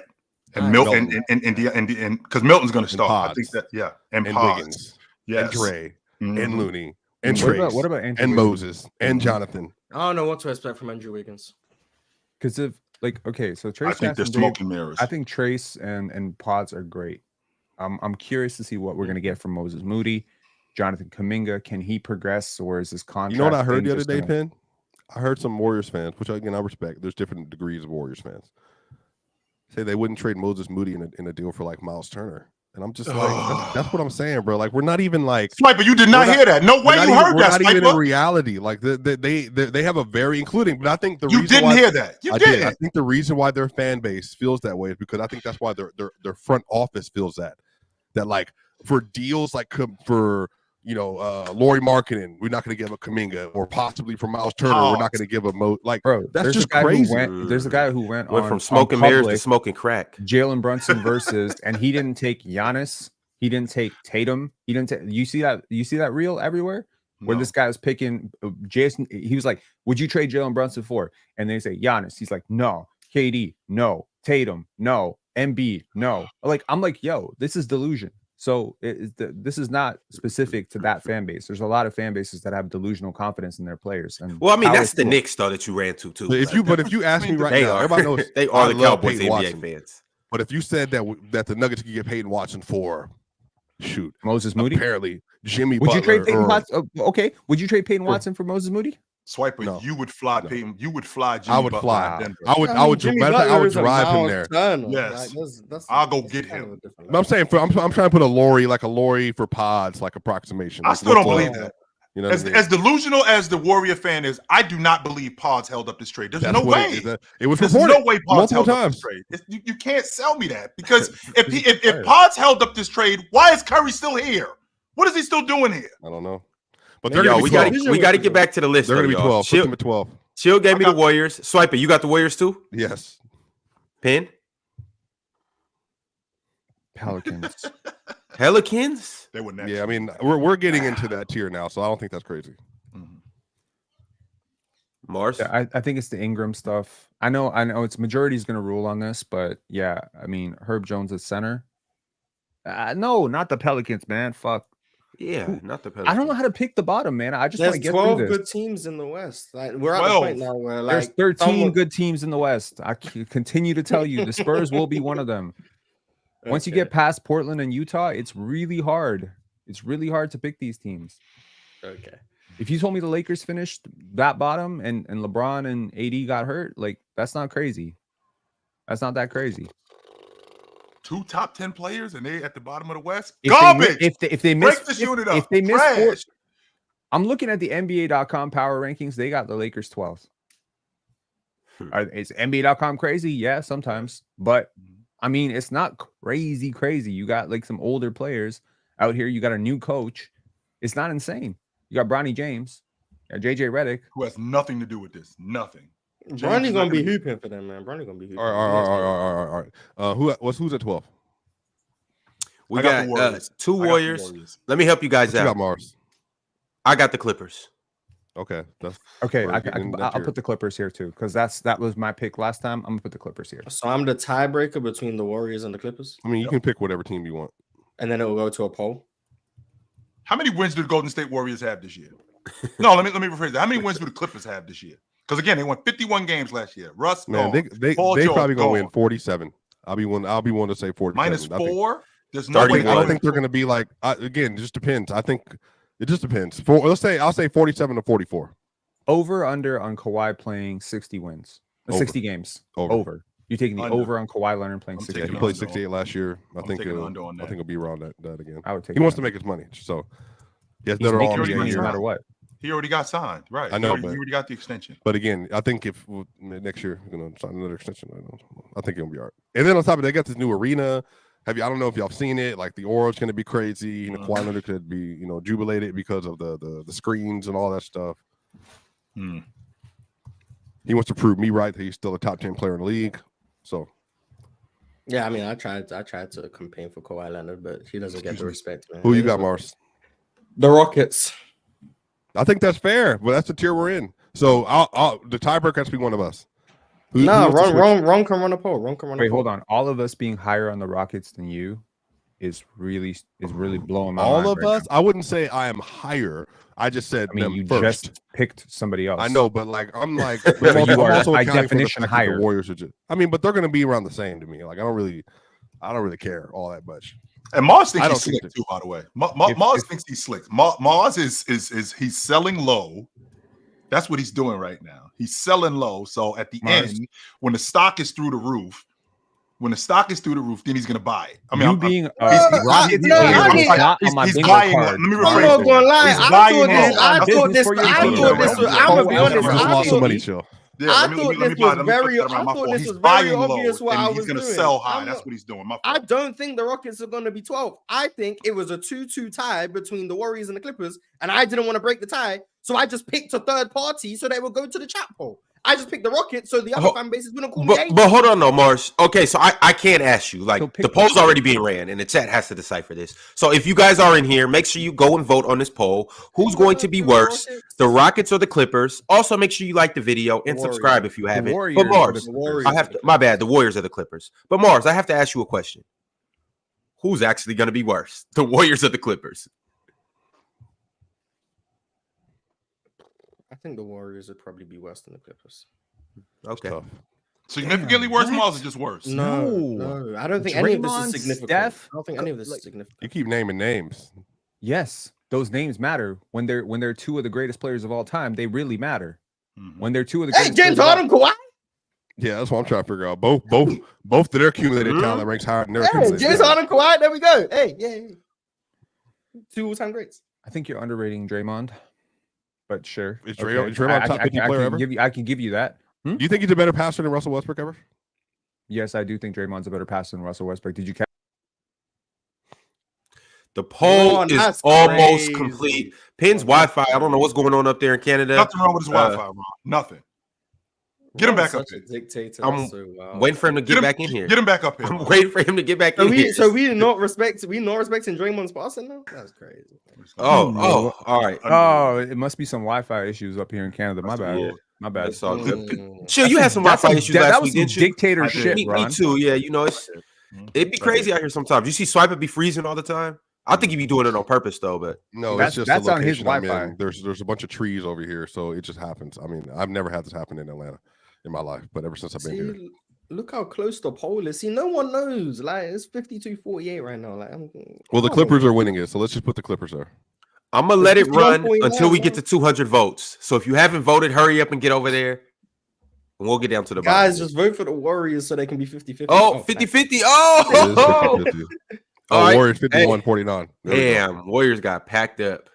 Sure did. I'm telling you, like, that's how close it's. Like, I don't think there's. I'm gonna be honest. I don't. All right, so Warriors at 12 then, and then Rockets at 11. Would be 11. Clippers would have to be 11, right? Because that was what the debate was for. And regular, I'm not putting. Okay, I guess not. Okay, I'm putting the Rockets. I'm putting the Rockets there.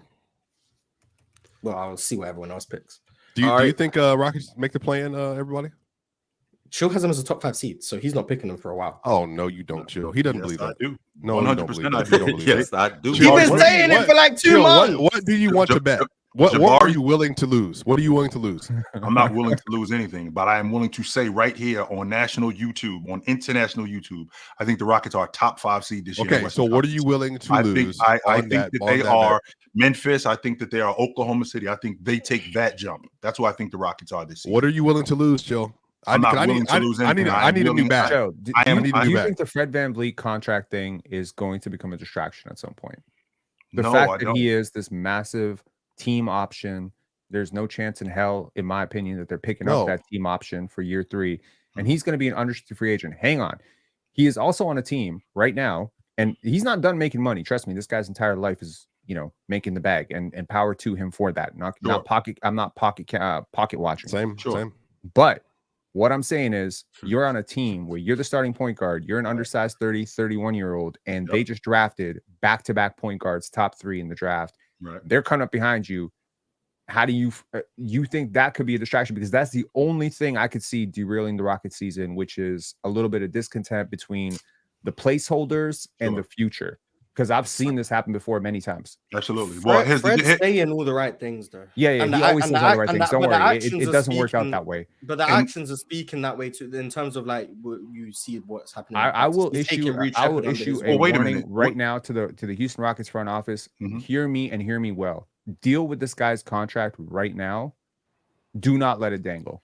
Let him know right now we're not signing you. Whatever. Don't let it dangle. I think Fred his, knows he's not getting another 40 because million. here's the problem, man. Like any undersized guard, especially with the lack of luster that Fred VanVleet has, because he has a Finals MVP vote, he's an NBA champion, he's a one-time All-Star, et cetera, but he's not James Harden. He's not box office, right? So there's a chance that if his numbers tank, if his usage tanks, right, he could be a minimum. He could be a vet, not a veteran minimum, but like a mid-level exception guy on his next contract. That's which would explain Penn, which would explain everything that you just said, which would explain why he's going to go out and play as best as he can, because essentially I'm in a contract year. But and the last thing, the last thing that here's the difference. Okay, sure, I'm not going to be able. I might not see $40 or $50 million in the season. No, I might not see that. However, if the Rockets do what I think that they're going to do, there is a team that's going to look at Fred VanVleet at 30 years old, at 31 years old, who's still a damn good floor leader, who's still damn good at doing the things that he does. And I don't think it's ridiculous to think. I don't think it's ridiculous to think at 31 years old that somebody will throw for $120 million for 4 years on the table. Ooh. I don't think that that's ridiculous at this age, especially because we've seen it in the past. We've seen players play for good teams and have a year, and then the next year they're on another team because they got tricked into thinking that, this guy can do this for us. And I'm thinking about this. I'm thinking about Fred VanVleet playing on this Rocket team, and I'm thinking about how good they're going to be, and he won't be distracted because, again, to your point, Swiper, he plays for the bag. And if what better time to play for the bag than playing now, considering I'm in a contract year? I don't think he's a smart guy. Time. He's with Clutch. There are a couple factors to figure out here, because also you consider if they start to lose, there's a very strong reason to sit him and play him not as many minutes, and maybe starting Reed and Amen in the backcourt, or Reed and probably Reed or Amen Thompson or Jalen Green or one of those guys in his place, and maybe asking him to sit. But the problem with him sitting is he's in a contract year. So either you commit right now that we're going to pick up your team option, don't worry about it, and chill, whatever, or you tell him we don't know where we're going to be, and now he is a guy who sat out for a 26-win team, and his contract value is in the garbage. It's the whole problem is anytime you sign a free agent, you got to justify it to your fan base, right? Which means the numbers gotta be stable. You can't be the starting point guard on a trash team and your numbers were trash. So with Fred, the problem is the way he's gonna get numbers. He's not James Harden. He's not Kawhi Leonard. He's not those guys. The way he's gonna get numbers is he's gonna run pick and roll with Alperen Şengün, and he's gonna pad those assists, and he's gonna come off the pick and pop, and he's gonna launch those threes. That's not necessarily in the benefit of Amen Thompson's on-ball training. That's not necessarily in the benefit of Jalen Green on-ball scoring. So it's really going to benefit Alperen Şengün because he's got a great pick and roll partner. But the rest of it, I think, I don't know. I could see it going. I can see it going really bad or really good for the Rockets, and I think it's on him. Swiper. Yeah, Lonzo Ball's going to play Wednesday. Just so you know, he's playing his first game in 2 years. So if he plays, hopefully he plays all year, y'all. They're going to have a guard rotation of Lonzo Ball, Zach LaVine, Josh Giddey, Kobe White, and then somehow Ayo Dosunmu. So just so you know, Swiper, just like Fred VanVleet, Lonzo Ball is in a contract year, and very much like what's going on with Ben Simmons, if the Chicago Bulls jump out the box and he looks good, he is getting shipped. 100% he is. Please. He is getting traded. I hope he stays healthy. He would be an incredible ad. Somebody. Is he the best? If we can fleece somebody. No, he's not. If healthy, to the Lonzo we saw last time, because they were a different team with him. His two-way impact. But I expect a guy who with the Rosen and Zach LaVine, that guy. If he can get back to that guy, is he the best? Yes, he's among those guys. LaVine's still better than him. Swiper, considering what the reason why that thing fell apart was because of him. That thing was predicated on him, both offensively and defensively. Right. So when he went down, now that made DeMar DeRozan more of a ball handler. That made Zach LaVine more of a ball handler, and they didn't have that floor leader, and they ain't had that guy on defense. No, remember they had the number one defense in the league when him and Caruso were on the court with DeRozan and LaVine. Right. Yeah. Exactly. He's one of the better defensive guards in the game. So if he could get back to that, which I don't think he's going to get back to that, but if she can show signs of that, the Bulls are shipping him 100%.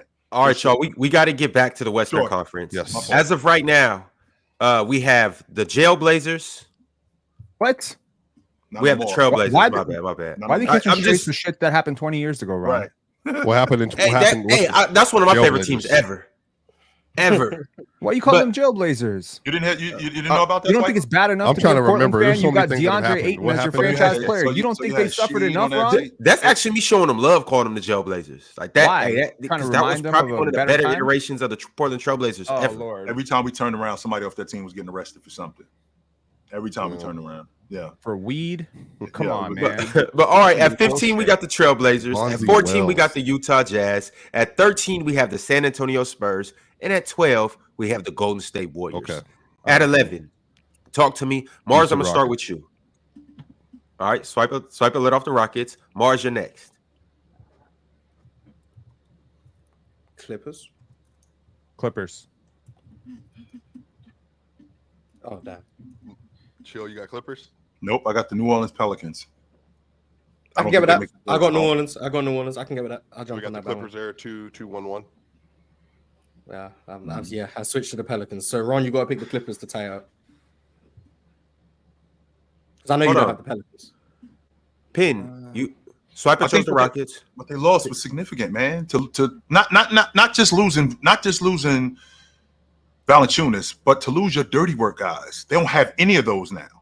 They don't. To lose Marshall and to lose Nance. They got Daniel Tice. Daniel Tice, Herb Jones. How many dirty guys? You know how much to lose Valanciunas? Losing Valanciunas was enough. What? How good do you think Jonas Valanciunas is? He was one of the better rebounders in the game. What are you talking about? That's it. Right. He's one of the better, and that's one of the main reasons why they made the playoffs. Because of that. Oh Lord. Right. Because of that logic right there is why they made the playoffs. Because of the glass cleaner that he was. Jalen and sure, ain't better than who? He can knock. I'm sorry. He can knock down a 15-footer, sure, and keep defenses honest, which you need that from your big, which they don't have anymore. What you're going to do now is you're going to put Herb Jones at the 5. That works in small ball lineups, only except there's going to be teams. Man, they ain't finna do that for real, chill. They better not. To be honest with you, they better not. Because teams are going to look at them and they're just going to go. It's going to go much bigger. And as much of a fan as I am of Herb Jones as a defender, Herb Jones is not going to be able to guard 5s. And who is he guarding, Chill? Hey, hold on. Jokic is one guy. Hold on, right quick, Pin. Herb Jones can't guard DeAndre Ayton? Yo, chat. Hold on, right quick. Just keep your thoughts. I'm just letting you guys know I'm taking the Clippers. So we got to run a poll, chat. Who is going to be better this year? The Pelicans or the Clippers? This is for who's going to finish 11th in the conference. You guys go vote. Chill. I think Pin just asked you a question. Why there's so many bigs in the West? Why would Ayton be the next answer? I didn't even say him. I mean, like I'm trying to imagine shoot jumpers. And Herb Jones is not a pylon. He's guarded plenty. Anthony Davis, Domantas Sabonis, Zach Alfred Sengun, Ivica Zubac. They're all murdering him. Every single one of them are murdering him. He's not playing the 5. Zubac is murdering him. Yes. Did you see what Zubac did? Did you see what Zubac did to Gafford? Okay, if you want to run your offense through Ivica Zubac to milk the matchup against Herb Jones, the rebounding, you're guarding that on the other end. You're acting like Herb Jones is a non-offensive player. The guy can Trey Murphy, Zion, and Herb Jones. Well, apparently Zion's not in because Herb playing the 5. So in that whatever lineup that is, they're getting destroyed. Okay. So if let's say for instance positionally, even if you want to say Herb Jones is your 5, okay, just for because Zion's not going to be your 5. You don't think Zion can just be a reasonable post defender on an Ivica Zubac? No, I don't. He's an immovable object. I don't. As Herb Jones helps out. No. Look, I don't think it's ideal to start Herb Jones and Zion Williamson as your front court. I think that's ridiculous, and I hope that they fix that. But I'm saying in the meanwhile, the other team's got to deal with that too. Okay, so you're saying Zach Edey and Ivica Zubac. I'd like to see one of those guys handle Herb Jones on the perimeter. Handle him. Yes, handle him. If you're going to talk about Ivica Zubac like he's fucking Kareem Abdul-Jabbar, I didn't say that. Herb Jones you do these extremes. No one said that. No one is running their offense about him being an elite offensive player. Matchup, though. You got so focused in on scoring, and I immediately went to the actual thing that matters, which is securing and ending possessions. They wouldn't be able to do that versus a team like the Clippers. Period. Or Minnesota. They can gang rebounds. or Denver. When you look at all the other positions, when you look at all the other positions, they have size and athletic advantages. Who's a rebound? Hold on. Who's a very good rebounder for the Pelicans? Then? I'm not talking about individually. I'm talking about rebounding as a team. DeJounte Murray's a good point guard. DeJounte Murray's a good rebounder. Herb Jones is a good rebounder relative to his position and size. Zion is when Zion wants to. Zion is a monster on the boards. Brandon Ingram is Brandon Ingram. He could get in there and rebound. I'm saying, when has he done that? This is what they're going to have to do. It's not about what you did. It's about what you're capable of doing. It's about what you're capable of. These dudes are capable of rebounding. You're big enough to go in there and get a rebound. You know what? Now you're going to have to do that. Running fast, I can't do it. All right, well, do that versus the Lakers and see what happens. You're going to have to do that. I mean, it's obviously going to be teams where it's going to get ugly for them against certain teams. But the kind of what Penn said too, though. Y'all all got to play defense too. Yes, we do. Y'all got to stop us in transition. Okay, well, I'm gapping off of Herb. Certain things that they got to do. Beat me that way then. If we doing that, because he's not beating me in DHOs and passing. Go make your shots. That's fine. I'm saying I'm living with that. If that's the case, like the second best passer on that team, bro. I'm good. Yeah, I'm still good off that though. If that's your offense, then cool. You know, I'm loaded up on Zion in the paint, kick it out to Herb or whoever you want to. Maybe Trey Murphy or whatever. But like, I'm just saying, like, if that's your solution on the other end, you're still probably going to lose those minutes. This is not to diminish Herb. But I think if they're playing him at the 5 pin, which is what apparently like people have said through that organization, I think they're tripping. But that's the Pelicans are going to surprise y'all. I'm telling you, they really are going to surprise you guys. No, they're not. I'm not saying they're going to be the number one team in the West, but they are really going to surprise you guys. Better than the Houston Rockets. I don't have them here. They might surprise me how bad they're going to be. They might surprise me there, but they're not going to surprise me being good. No, all right, chill. The collection of talent that they have over there is extreme. And to Penn's point, okay, sure. If you run a lineup with the front court of being, let's see, Herb Jones, Zion, and who's your other? Brandon Ingram. Okay, that's your front court, and you got CJ and DeJounte in the backcourt, right? So if you're running that lineup. When you go small, you can run that. When the Warriors go when the Warriors go Steph, Dre, Wiggins, Pods, and let's say Looney. Okay, that lineup works, sure. But when you have to play the Lakers, when they got James and Anthony Davis and Rui in the front court, when you got to play Memphis, when they got Zach Edey and Jaren Jackson, when you have to play when you got to play these bigger teams that I'm thinking about. You got to play these better teams that gang rebound and these bigs that take advantage of smaller players. You're cooked. You can't just run Daniel Tice for 12 minutes, 18 minutes. Zach Edey is going to play. I mean, I've seen the theory is Zion will run Zach Edey off the floor. Also, can we just acknowledge that Herb Jones played about 30% of his minutes last year as a big? Between the power forward and center spot, it's not that absurd. How productive was he? He's fine.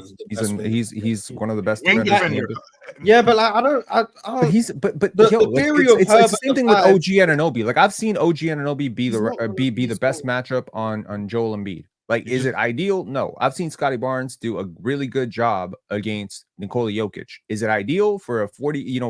Yes, bigger players. Yes, Wiper. It happened. He held Jokic scoreless in a fourth quarter. Both bigger players than Herb Jones. Herb at the 5. Like, I don't know why this is so hard to comprehend. Herb at the 5 just means he's going to be that primary rim protection. He's not going to be guarding the post. That's not going to be. He's a roamer. That's what he is. They're going to use Zion's physical frame as a post defender, and Herb is going to be physical profile as Ben Wallace. I'm not saying that's a good plan, but like the idea that people can't comprehend. Herb Jones that Herb is just as tall and just as long as Ben Wallace. Wait a minute. Finish that point, Mars. The idea that people can't comprehend. But the idea that Herb Jones is going to be some post defender who's going to be anchoring it, like that's not what his role is going to be. He's just going to be their primary rim protector. Now, if you think that's not great, then sure. I'm not saying it's good or bad.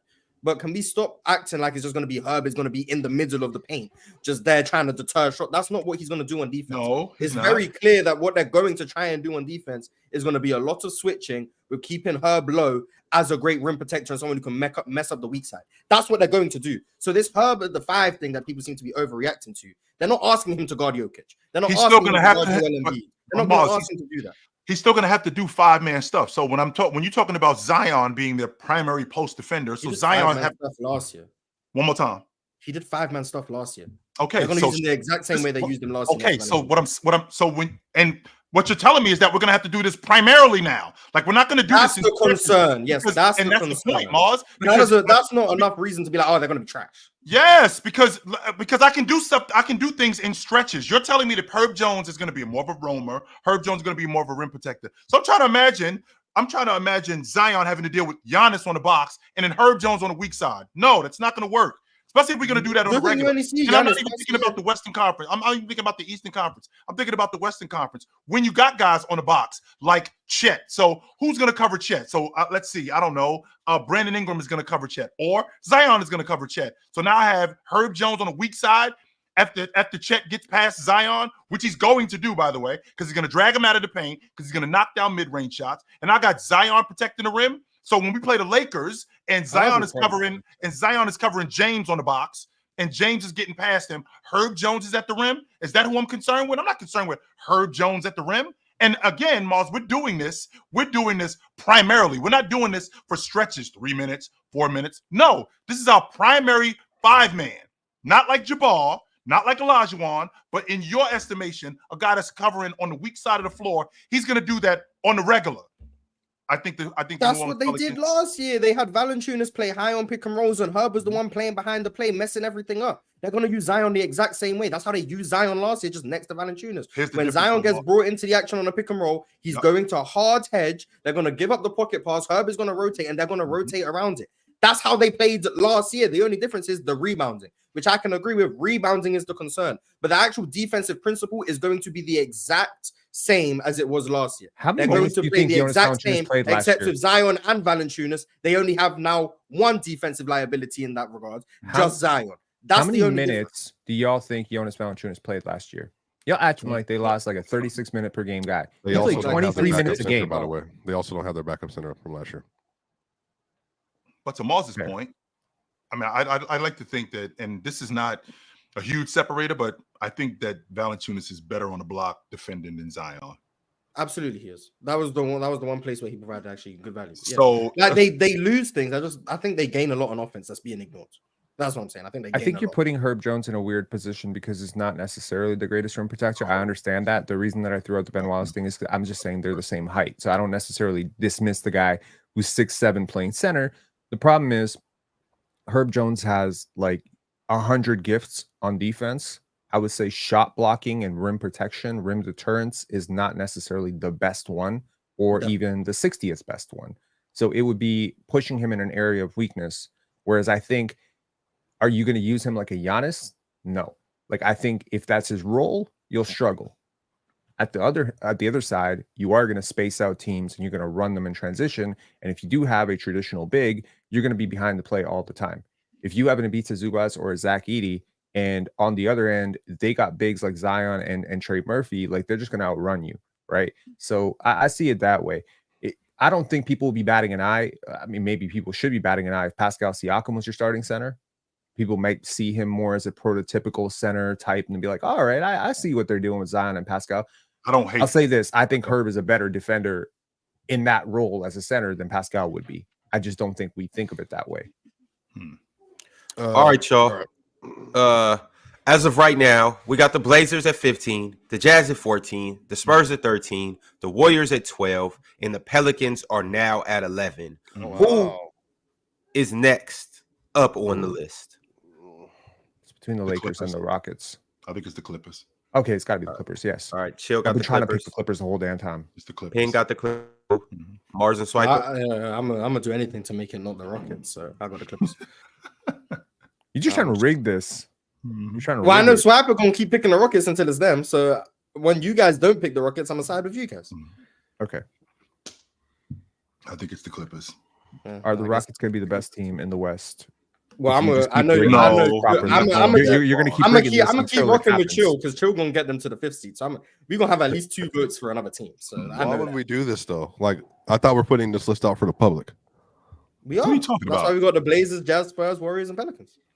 So okay, chill. If they're the 5th seed, who's out? But we'll get to that when we get to it. Right now, let's. It's 12:30 already, bro. We haven't even got to 10. And we're rolling. We are at 10. Yeah, we're at 10 right now. 30 minutes. And we're rolling.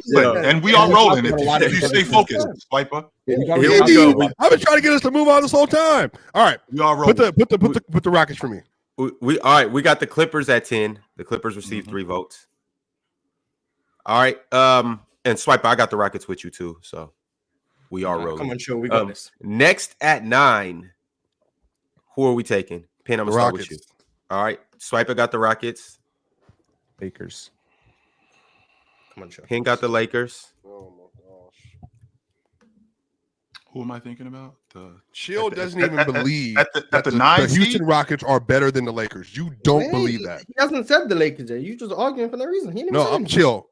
Do you think that the Houston Rockets are a better team than the Lakers? I know you don't got the Lakers as a top 4 seed. I know you don't. We talked about this. Wait a minute. Well, Swiper, we already had this conversation. Just because you're a higher seed does not mean you're better. Are the Lakers going to be a top 4 seed? Are they going to be a top 4 seed? I don't think the Lakers are going to be a top 4 seed. No, I do not. So you think they're going to be a higher seed? No, I don't. I do not think the Lakers are going to be a top 4 who's your seed? This man, I got 30 minutes to go. I really hope. I'm really praying on the Rockets' success just so we can clip of this dude laughing right now.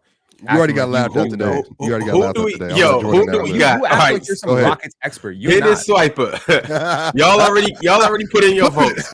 Yo, who do you got? So where we at? We at 9. Yeah. So with the Clippers we had the Clippers at 10 and at 9. Who do we have at 9? Oh, Phoenix. Phoenix at 9. What? No. Phoenix at 9. Yep. Chill, you gonna stand on that one alone.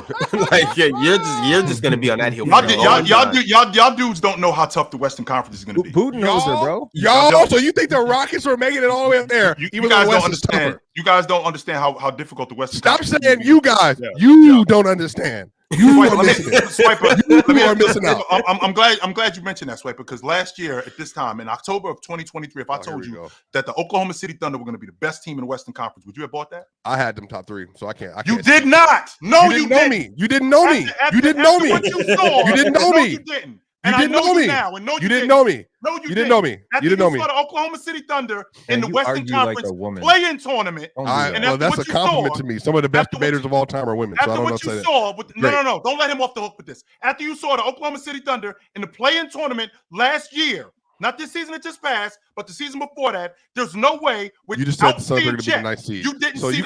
You're not switching the cook at all. You just said the Suns are going to be the nice seed. Wrong, Swiper. You just said the Suns are going to be the nice seed. 1 minute, not one. You didn't see Chet 1 minute. J-Dub was a rookie.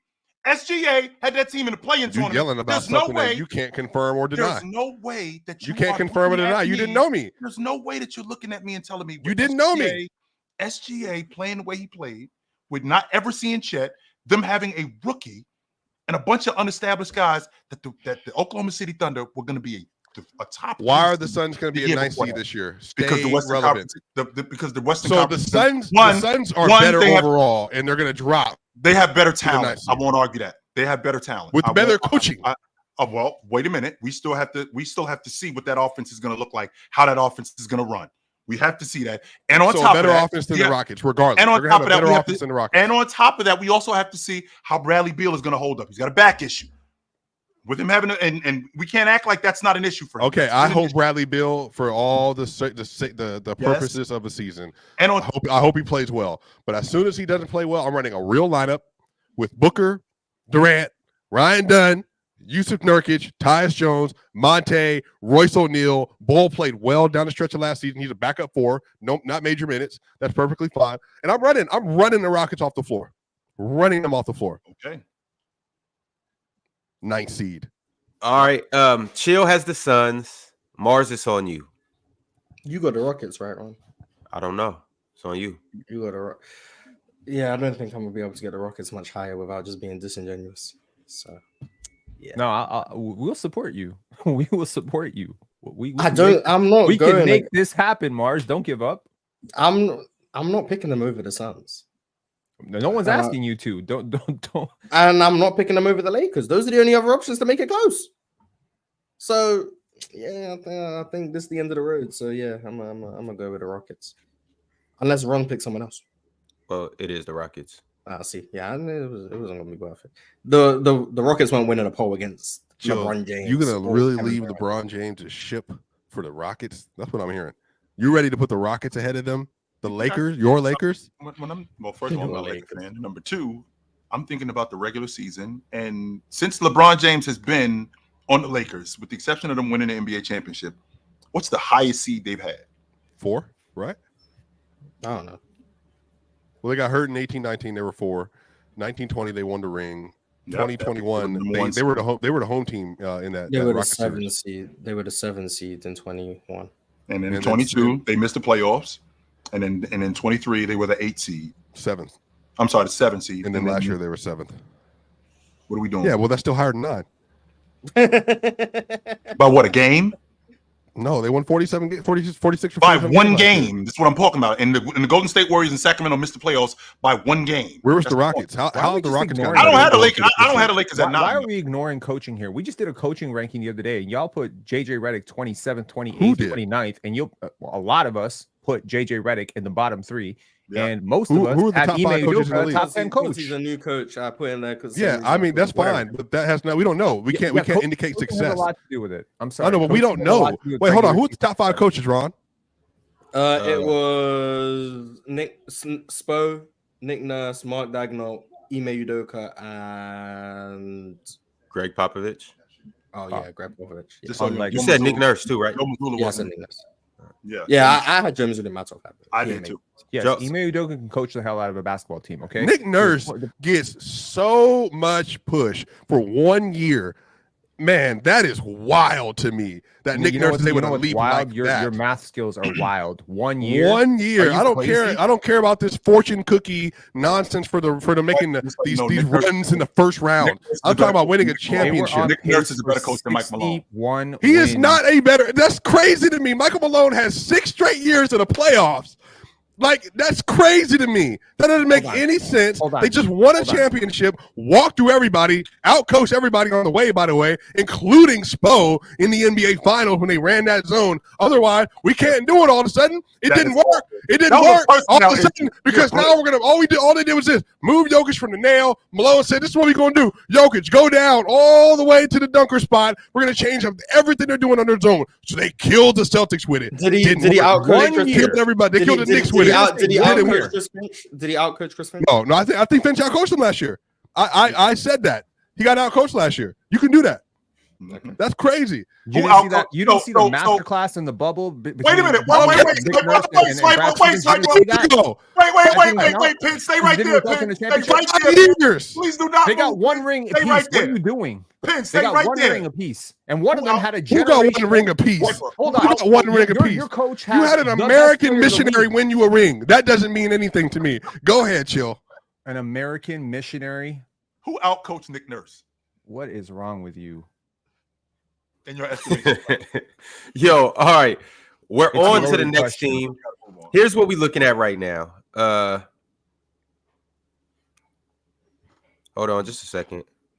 I lost it in coaching matters, and I don't trust JJ Redick to coach this team into a top 6 seed or top 7 seed. Can't. I don't know if he's good or not. I don't even know. That's fair. That's fair. We don't know. All right, the Rockets are at 9. I don't know it. The Rockets are at 9. We have to figure out who's number 8. Nurse let Joel Embiid hit his only game winner in the playoff history. In case you're just tapping in, I've ever seen. Crazy. Feast your eyes on the screen. This is what we're looking at right now. This is what the list looks like.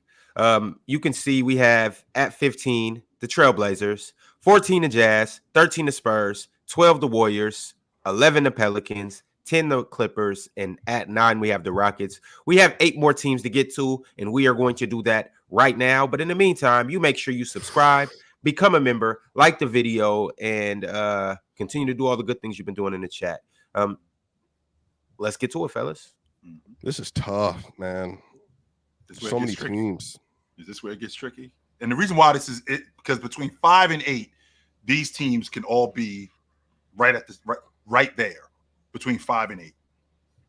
So the Rockets at 9, Clippers at 10? Oh. Is that what it was? Yes, that's what I saw.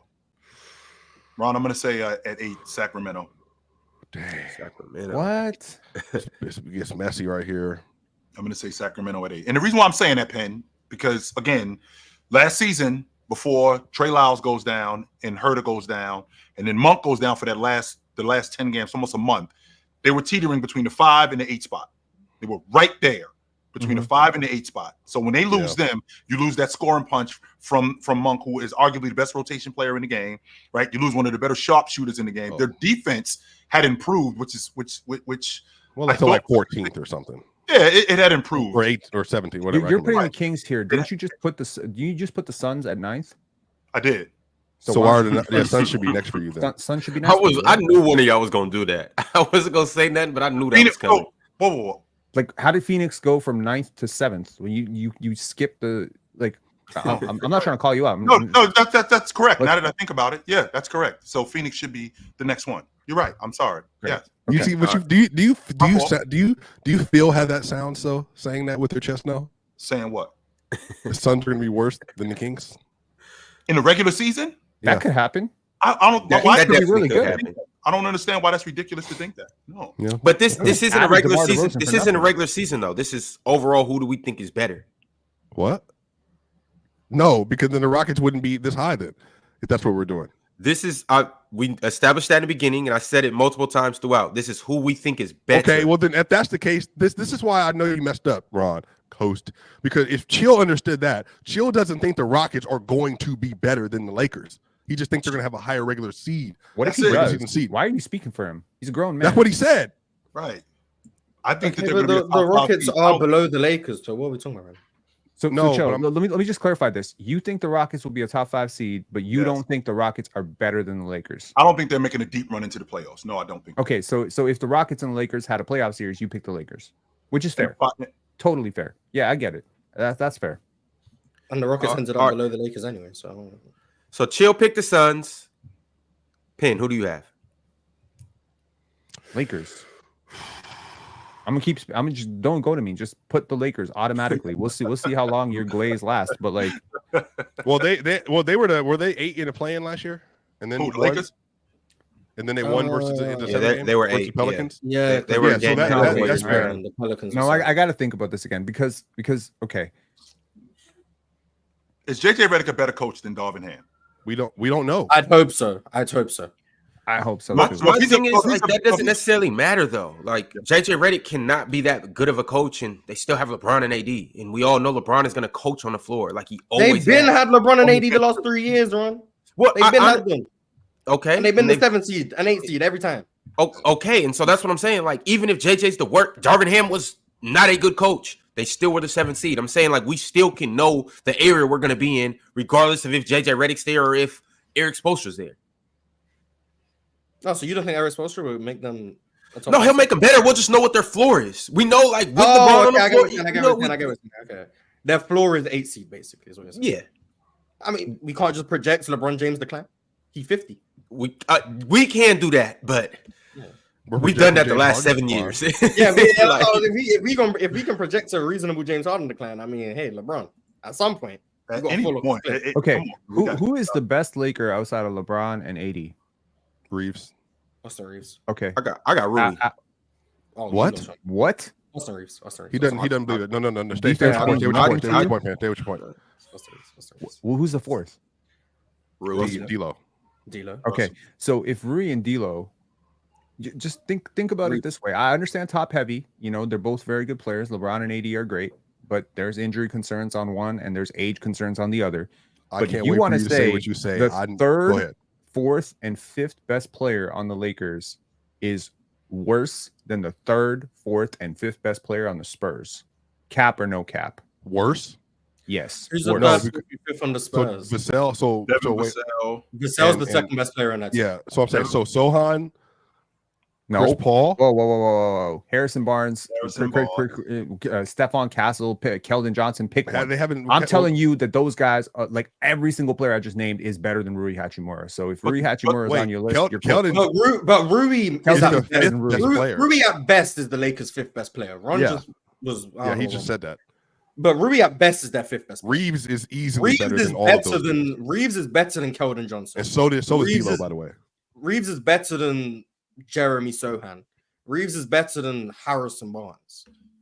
And By how Stephen much? Castle, I genuinely Champagne by a good bit. don't. Although I will say, shout out to Keldon Johnson. Skinny Keldon look a lot better than Keldon from last year. So he looked better. Thick Keldon. Yeah. So shout out to Keldon. Tight end Keldon.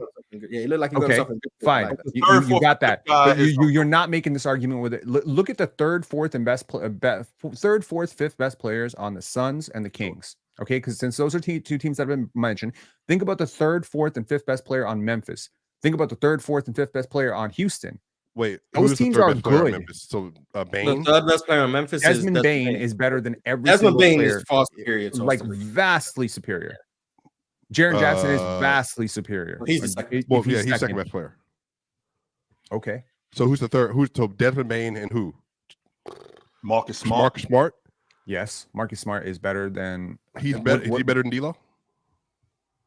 He hasn't played in a while, so I don't know. But last time Today, he played, yes, in he October was. of 2024, is Marcus Smart better than D'Angelo Russell? I'm just not as low on D'Lo as most people are. So I mean, that's probably Me neither. They're all better. All of them are better than the Lakers' fifth best player. They're all better. Okay. So while we can argue that 3 to 5 is looking bad for the Lakers, some of us think it's really bad, some of us think it's bad. 6 to 9, and if you trust Draymond Green saying championships are won between 6 to 9, especially in the playoffs, you got to run a 5-man unit. And your starters are not playing 45 Who on the minutes a Rockets night. is better than Austin Reeves? Who on the Rockets is better than Austin Reeves? Yeah, how many This should be a players do they game have show. better? A lot. Which ones? Which ones in particular? Fred VanVleet, easily. If you shake your head on this, oh my lord. Oh my god! I've seen all three play really well. Cut easily out. Mike, are you kidding me right now? You think there is a conversation between Fred VanVleet? Is a really good player. How good? Prime Michael Jordan good? He's a starting level 2 guard. He's a really good shot maker in the playoff setting. He is. Congratulations. The weakest position in the league, and he's a starting level 2 guard. Is he a top 10 shooting guard in the league? Is he better than Tyler Hero? Is he better than Tyler Hero? For real? Hey, for me? Oh Lord. Oh, Austin Reeves better than Jamal Crawford? Oh, come on, y'all. He said that during that episode. No, he said that. He already said that. Yes. No, there's no conversation. There's no rational conversation between Alperen Şengün and Austin Reeves. There's no rational conversation. That's what I'm saying. There's no rational conversation between Fred VanVleet and Austin Reeves. There's not a rational conversation between Austin Reeves and Fred VanVleet. I don't think Austin Reeves is better than Jalen Green. I don't think he's better. Let's go. I don't think he's better than Jalen Green. I think there is a rational conversation between those two. All right, y'all. We got to get back to this list. Sure, Penn has the Lakers. Chill has the Suns. Mars and Swiper. I need to know who you guys have. Lakers. I'll do Lakers. They were at AC last year. I'll just push back for nothing. I know it's. I don't think it's the Suns, so I'll team up with the Lakers. All right.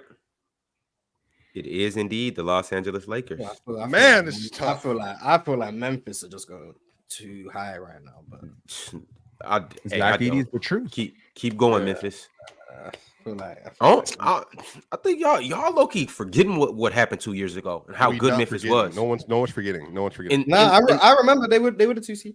But we're talking about how good they were as a team. They weren't. They weren't a top 4 seed. We're not talking about seeding. We're talking about how good the team is. I feel like you guys are getting way too high on Memphis. What I'm saying is, I think they're better this year than they were 2 years ago. And and I still think they're worse than the Lakers. I don't think so. Yeah, okay. Who would wait? Wrong. And I think they're clearly worse than the teams like they got into a series. And you tell, I think the Kings would have, or not the Kings. I think Grizzlies would at most win 2 games in that series. And that's against not disrespecting them. The Lakers. Against who? The LA Lakers. Memphis would beat the crap out of LA. I don't think y'all understand. They would beat them into a pulp. Vince Williams Jr., Gigi Jackson, I'm Marcus cool. Smart, That's Santi fine. Aldama, Jake LaRavia. LeBron James is having a ball in that series. So is Anthony Davis. And so is John Morant. Luke Kennard. No, John Morant is moonwalking through that series. To him? I'm talking about, I'm cuddling him and Anthony Davis every single play. Just you know how busy John. You know how many celebration dances we're gonna see with John Morant. Can you relax on him moonwalking? We haven't seen this dude in a year, so now he's just gonna take a whole year off. We seen him last year. We seen him last year for 5 minutes. We see for that 5 minutes. For that 5 minutes, that boy looked all NBA. Right. For 5 minutes. And he gonna come back this year. Yeah. And look all NBA. And what's that mean? So what's again the conversation is in a series. And I still didn't have them winning. All right, yeah, we're getting stuck again. Or 23, whatever year was they played. Lakers are 8. Get on the gas. Lakers are 8. I'm just not as high on the Grizzlies as an overall team as you guys. Yeah. But. I'm with you. I think they're going to be in the Kings tier and the rest of them. I don't know where the Kings are. But... Yeah, I feel like the Lakers are being Kings beat the Lakers too. Okay, whatever you say. I think the Kings are better than the Grizzlies, though. Yeah.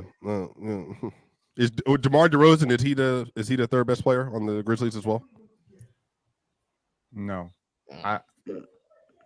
I'm higher in Desmond Bane than most people. I love Desmond Bane. He's got two-way impact. He's a great shooter, great movement shooter. I'd take him over DeMar DeRozan. I understand DeMar's got the bigger bag, the bigger profile. I don't care. He gives them that in-between game that they didn't have. Oh, wow. Embiid might not play back-to-backs again. That's good. No, I'm saying that's good management. For sure. I don't even think that's news. I mean, if anyone expected him to do that, well, I guess. Well, I think 50 games should just be the floor. Stay there. 50 games. Keep moving. Playing once a week, man. All right, y'all. Next up, it was just the Lakers at 7. Who are we rocking with? 8. So we're at 7 now. Yeah. If y'all dudes think, and I'm sorry, Swiper, but this shit gets my blood pressure up. If you get Joel Embiid to play 50 games for the next 3 years and they win the NBA championship, and if you think I'm gonna talk about Joel Embiid like I talk about Hakeem Olajuwon and Shaq, you are out of your motherfucking mind. I'm not doing that. Hell no, am I doing that? Hell no, am I doing that? I don't care. Your durability matters. Who we are? I am not trying to hear that. List? Hell no. Okay, Swipe. I'm sorry. Well, where did that come from? Yeah, Chill, did somebody say something to you in the chat? No, I'm talking about just like 50 games. Shit. Oh. But I didn't say nothing about Hakeem and Shaq. Chill. You gotta manage him to get him to the postseason so he can be successful. Manage him to get to the postseason. When we're talking about being an all-time great, how long you played matters. So what about when Kawhi did it? What about when Kawhi did it? And how do we? Yeah, Mars is nasty for that. But why? What about when Kawhi did it? And how do we talk about Kawhi Leonard? I ain't never bring up like one of the all-time greats. Yeah, he's one of the most incomplete guys too, by the way. Like two finals MVPs incomplete. I've never Mars is cool. Just relax. You shouldn't have did that. But chill. He's definitely a bigger what if he could have stayed healthy. Like we don't talk about Kawhi Leonard like we talk about James. We don't talk about him like we talk about Bird. We don't talk about him like we talk about Doc. We don't talk about him like that. Because why? He didn't hold up. But he did win. Yes, I'm not going to argue that. He 100% won. Yes, he did. But over these last 5 years, what's been the narrative on him?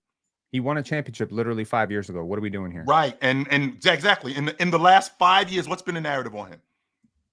He's a Clipper. That's the narrative. Yeah. And they were super keep team. Going. Keep going. Look, the problem is if you set the bar at championship or bust for a new that's the problem. That is a problem. Why does Paul George and Kawhi Leonard automatically equal a championship? Do we hold it against Kyrie and KD and James Harden for not winning a championship? Yes. Not even getting to the finals? Okay. Look, I get it. I understand Kawhi has underperformed in LA, but you're not going to take away his career. He won 2 finals MVPs. Yep. He matched up against 2 very good teams. Yep. Matched up, it had a generational Hall of Fame type of run in 2019 with the Raptors. Oh, you just said he wasn't better than Vince Carter. As a Raptor. As a you Raptor. Said he had don't bring this shit up. You said his season that year was better than Kawhi's. Swipe or go under the bridge. You did. You already said that. What did Vince Carter have an all-time great season in? He had a great don't laugh. You're too dumb to understand this. My God. Are you kidding me? Offensive peaks. In all-time offensive peaks, Vince Carter has Vince Carter 2000-2001 is an all-time offensive peak. Yes. Sure. All time. You laughing at that? How many seasons on that all-time list? How many seasons? 50 of the 50 best offensive seasons ever? No problem. Yes. 100%. Sure, that's great. That's perfectly fine. 50. That's not an all-time. That's not an all-time season for you. It is, but you said I'm trying to get because your takes are all over the place. If 50 one of the 50 best seasons ever, no problem. I have no issue. I don't think that's one of the 50 best. Where we at, Ron? At 8? Maybe not even 150. Swiper was making a point before I interrupted him because 48. It's crazy to say 48 best offensive season ever, Ron. No, that's insane. That's what bonkers. are we doing here? That's led the bonkers, entire Pin. league in value of replacement that year. So? And largely his Moss, don't offense, start with his the vault, offense was Moss, carrying. Okay, and it's Start with the 50 vault, other Moss. seasons that we can go to with 50 other players that led the league in VORP, that probably had better seasons. But then we can go to other seasons where people had all-time VORPs, and we could probably go to the second best player, the third best player, the fourth best player. Who had a better counting like seven Michael Jordan seasons Who had a in better there? offensive season? 02, 03, T-Mac or that year, Vince Carter? T-Mac. Oh, okay. All right. Well, that's at least you're reasonable. At least you're I mean, reasonable. at least I'm reasonable. Of course, I'm reasonable. If you don't duplicate players, there's no way you're getting to 35 without getting to Vince Carter. If you're gonna add like 9 Michael Jordan seasons, okay, yeah, not All right, for sure. Yeah, but that's what I was doing though. I'm like that. There's no way that we could say that. That is right about that. I got 18 LeBron. Right, hold on. We're not doing that's that. not- Okay. that's not what I'm But it You say is like all-time 18 great, LeBron technically you're stuff. getting into 10. You're getting near 10. So, did he have a better? Well, so anyway, seventh on the list is before Chill so rudely interrupted me. I'm Is sorry. I apologize. man, you know what, bro? I'm gonna go ahead and keep it 100 with y'all, bro. I don't like that. I don't like what Come on, get nasty, because you know you ready to. I wanna get fit. I say I'll put Memphis. I'll put Memphis here. All right, we got the Grizz, Mhm. Mars. Can you show us the list, Ron? Yeah, got you. I got Memphis or the Kings. What's that? We at 7 right now? Yep. Yep. Here we go. I'm gonna go with a. I'll go with the Kings. That's tough, man. I don't know. I'll go Memphis or the Kings. My next pick is Memphis or the Kings, whichever one doesn't get. I want to go Kings here, but there's a part of me that's I'm gonna go Kings because this is playoff ranking. But if this is regular season ranking, I might put Denver here. Wait, this is playoff ranking included, No. man. This is too much. No, this is how good the teams actually are. Oh, but I know. I don't think Phoenix is better than Sacramento. I don't think Phoenix is better than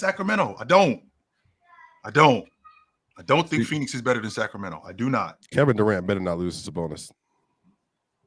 I know that for sure. I don't think it's going to happen. I do not think Phoenix is better. I think what Sabonis brings to that crew with De'Aaron Fox, now they got Ellis, not just Ellis, but Murray is going to take. I feel like Murray's going to take that leap this year, be a better defender. I don't think Phoenix is better than Sacramento. I don't. So you got Phoenix still? Yes, I do. They had a setback last year. They did. Because those guys got bit by the injury bug. That was a 50+ win team last year. I think I had Memphis here. Yeah, you had Memphis.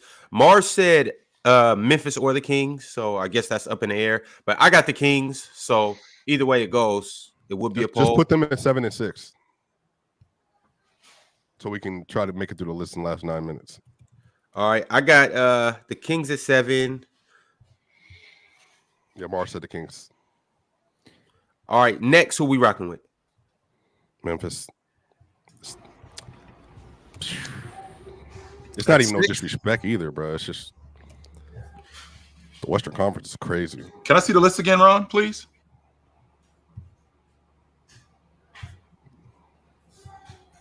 This is what we're looking at. Clippers at 10, Rockets at 9, Lakers at 8, Kings at 7. Phoenix is not a top 5 seed in the West. I don't think so. I don't. So I'll go with Phoenix here. Phoenix again. All right. Chill got the Suns. Pin. We already picked the Kings. Yeah. Yeah, that's 7. 6. Yeah, that's 7. I'm sorry. I feel like I want to go. I don't want to go. Okay, I'm gonna go Suns, but I think they're gonna. But just to be clear, Pin, this is the best team, so we're ranking them by how good the teams are. Apparently, not okay. I go Kings. I go Kings. That's what I'm saying. Like, I think that's what we're getting swept up in. Kings are gone. The Kings are at 7. Yeah, so Memphis would be the next select. I think Ja is like one of those guys who can actually carry you through a surprise upset in the playoffs. I think Memphis is better. I think Memphis is better than Phoenix. I do. Okay. Ja's not. Memphis isn't beating the Suns, my brother. Not if everybody's healthy. You didn't think Minnesota was beating y'all. I did. I said that they were the toughest matchup, though, and I was right. The teams that are the teams that are still left, obviously, are OKC, Denver, Dallas. Denver. Oh, it's Denver for sure. Why is Denver even this high? See, LeBron's doing this thing again. He's doing. No, I'm not. It's 100% Denver. Yes, he is. Yes, he is. Denver. No, it's not. It is 100. The Suns are better than Denver. No, they're not. Suns are better than Denver. No, they are not. Nobody in the chat believe it. Nobody in the chat. Suns are better. I'm not talking to the chat. I'm talking to you. I'm talking to Chill. Pen's being quiet because Penn knows. On what level is Phoenix better than Denver? Where? As a team. Where? As an overall unit. As an overall unit. Yes. They're not a better rebounding team. They're not better rebounding. This is we're talking about, like, again, best teams, matchups, getting to the West. Like, who do we believe gets through the West? Yes, I believe in the Suns. The Suns got better, Denver got worse. You believe in them because of KD. Okay. That's so it. I'm not even a KD guy like that. If you would have said Booker, okay, that would have been the case. But time out though. I'm glad you went to KD because they have KD and they have Booker and they have complementary shooting. They have their lineups that are more adjustable. They got a lot of different pieces to work with. They have less questions than Denver. Denver has to worry about. Why do they have less questions? Because you guys have to worry about what you're doing at that two-guard position. Who's starting for the Suns this year? What do you mean? Who's starting? Yeah, what's the starting lineup for the Suns? Jones at the one. It's probably gonna be two.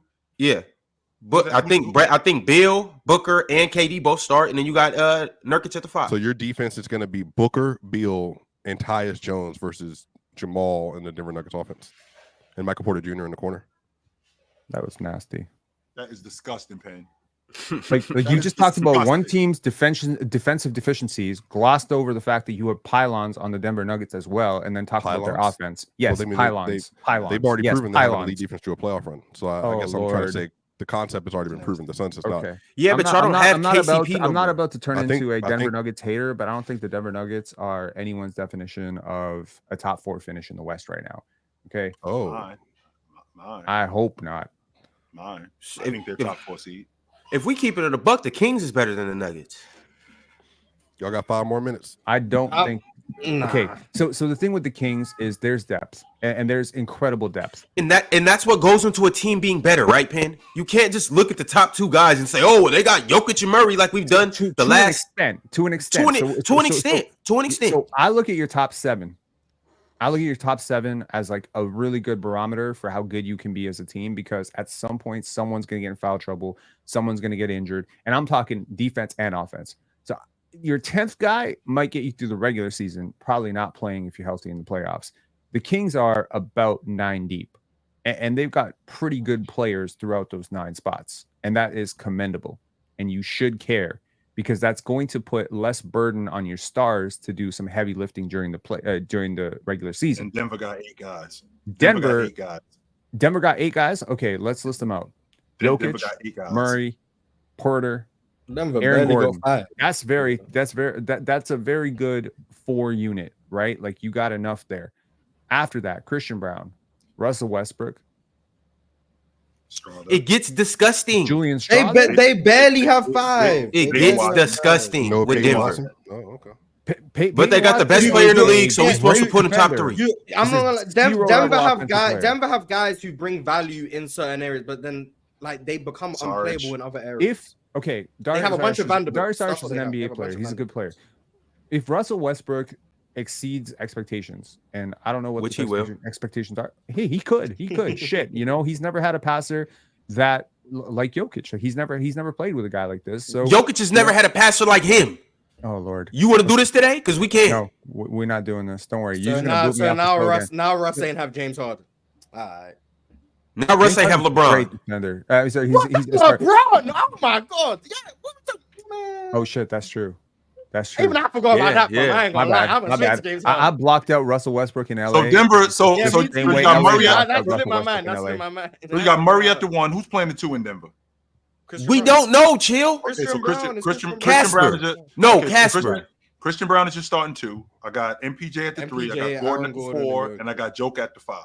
And I got Russ playing. I got Russ coming off the bench. I got Sarge coming off the bench. Let's see. Who else do I have coming off? Strawther and Peyton. Strawther and Peyton Watson coming. So I got 9 guys coming off the bench. 9 guys. And if one of those guys get injured, what happens? 9 guys coming off the bench. Well, you can't qualify injuries, or else you can do that with everybody else. That doesn't make any sense. You can't do it for one team. It's Jalen Pickett. No. But the issue for you, Penn, is you can't do it for one team and then not do it for the others. So I think that's the problem. Boston is also not a deep team. But Boston Are has you a insane? They are Are not. you legitimately insane? If you talk directly to Boston Celtics fans, they will tell you Peyton Pritchard, Sam Hauser, they're cool with. But Xavier Tillman, Xavier Tillman is better than any big you have on your team outside of your starting two. Are you crazy? Do you know why? But do you know why Xavier Tillman went as cheap as he did? Like there are clear deficiencies in this game. I like Xavier Tillman. He's a little don't get this wrong. This is not a Xavier Tillman. But he's also not a guaranteed rotation player in the playoffs. He just signed a bad contract. I don't have nothing to do with his deficiency. How many guys have we seen? No, I'm saying that he has deficiencies as a player. This is not like, but you can't use that. You can't use everyone has deficiencies. I'm agreeing, but again, we're measuring. On the one hand, you're gonna talk about Xavier Tillman having deficiencies. In this instance, the Boston Celtics feel like Xavier Tillman is their third big. Something, Swiper. If you just fucking listen, you might learn something. Stop. On the one I'm hand, going through the bench unit for the Boston Celtics. Peyton Pritchard and Sam Hauser. Peyton Watson. Are you kidding me right now? Who?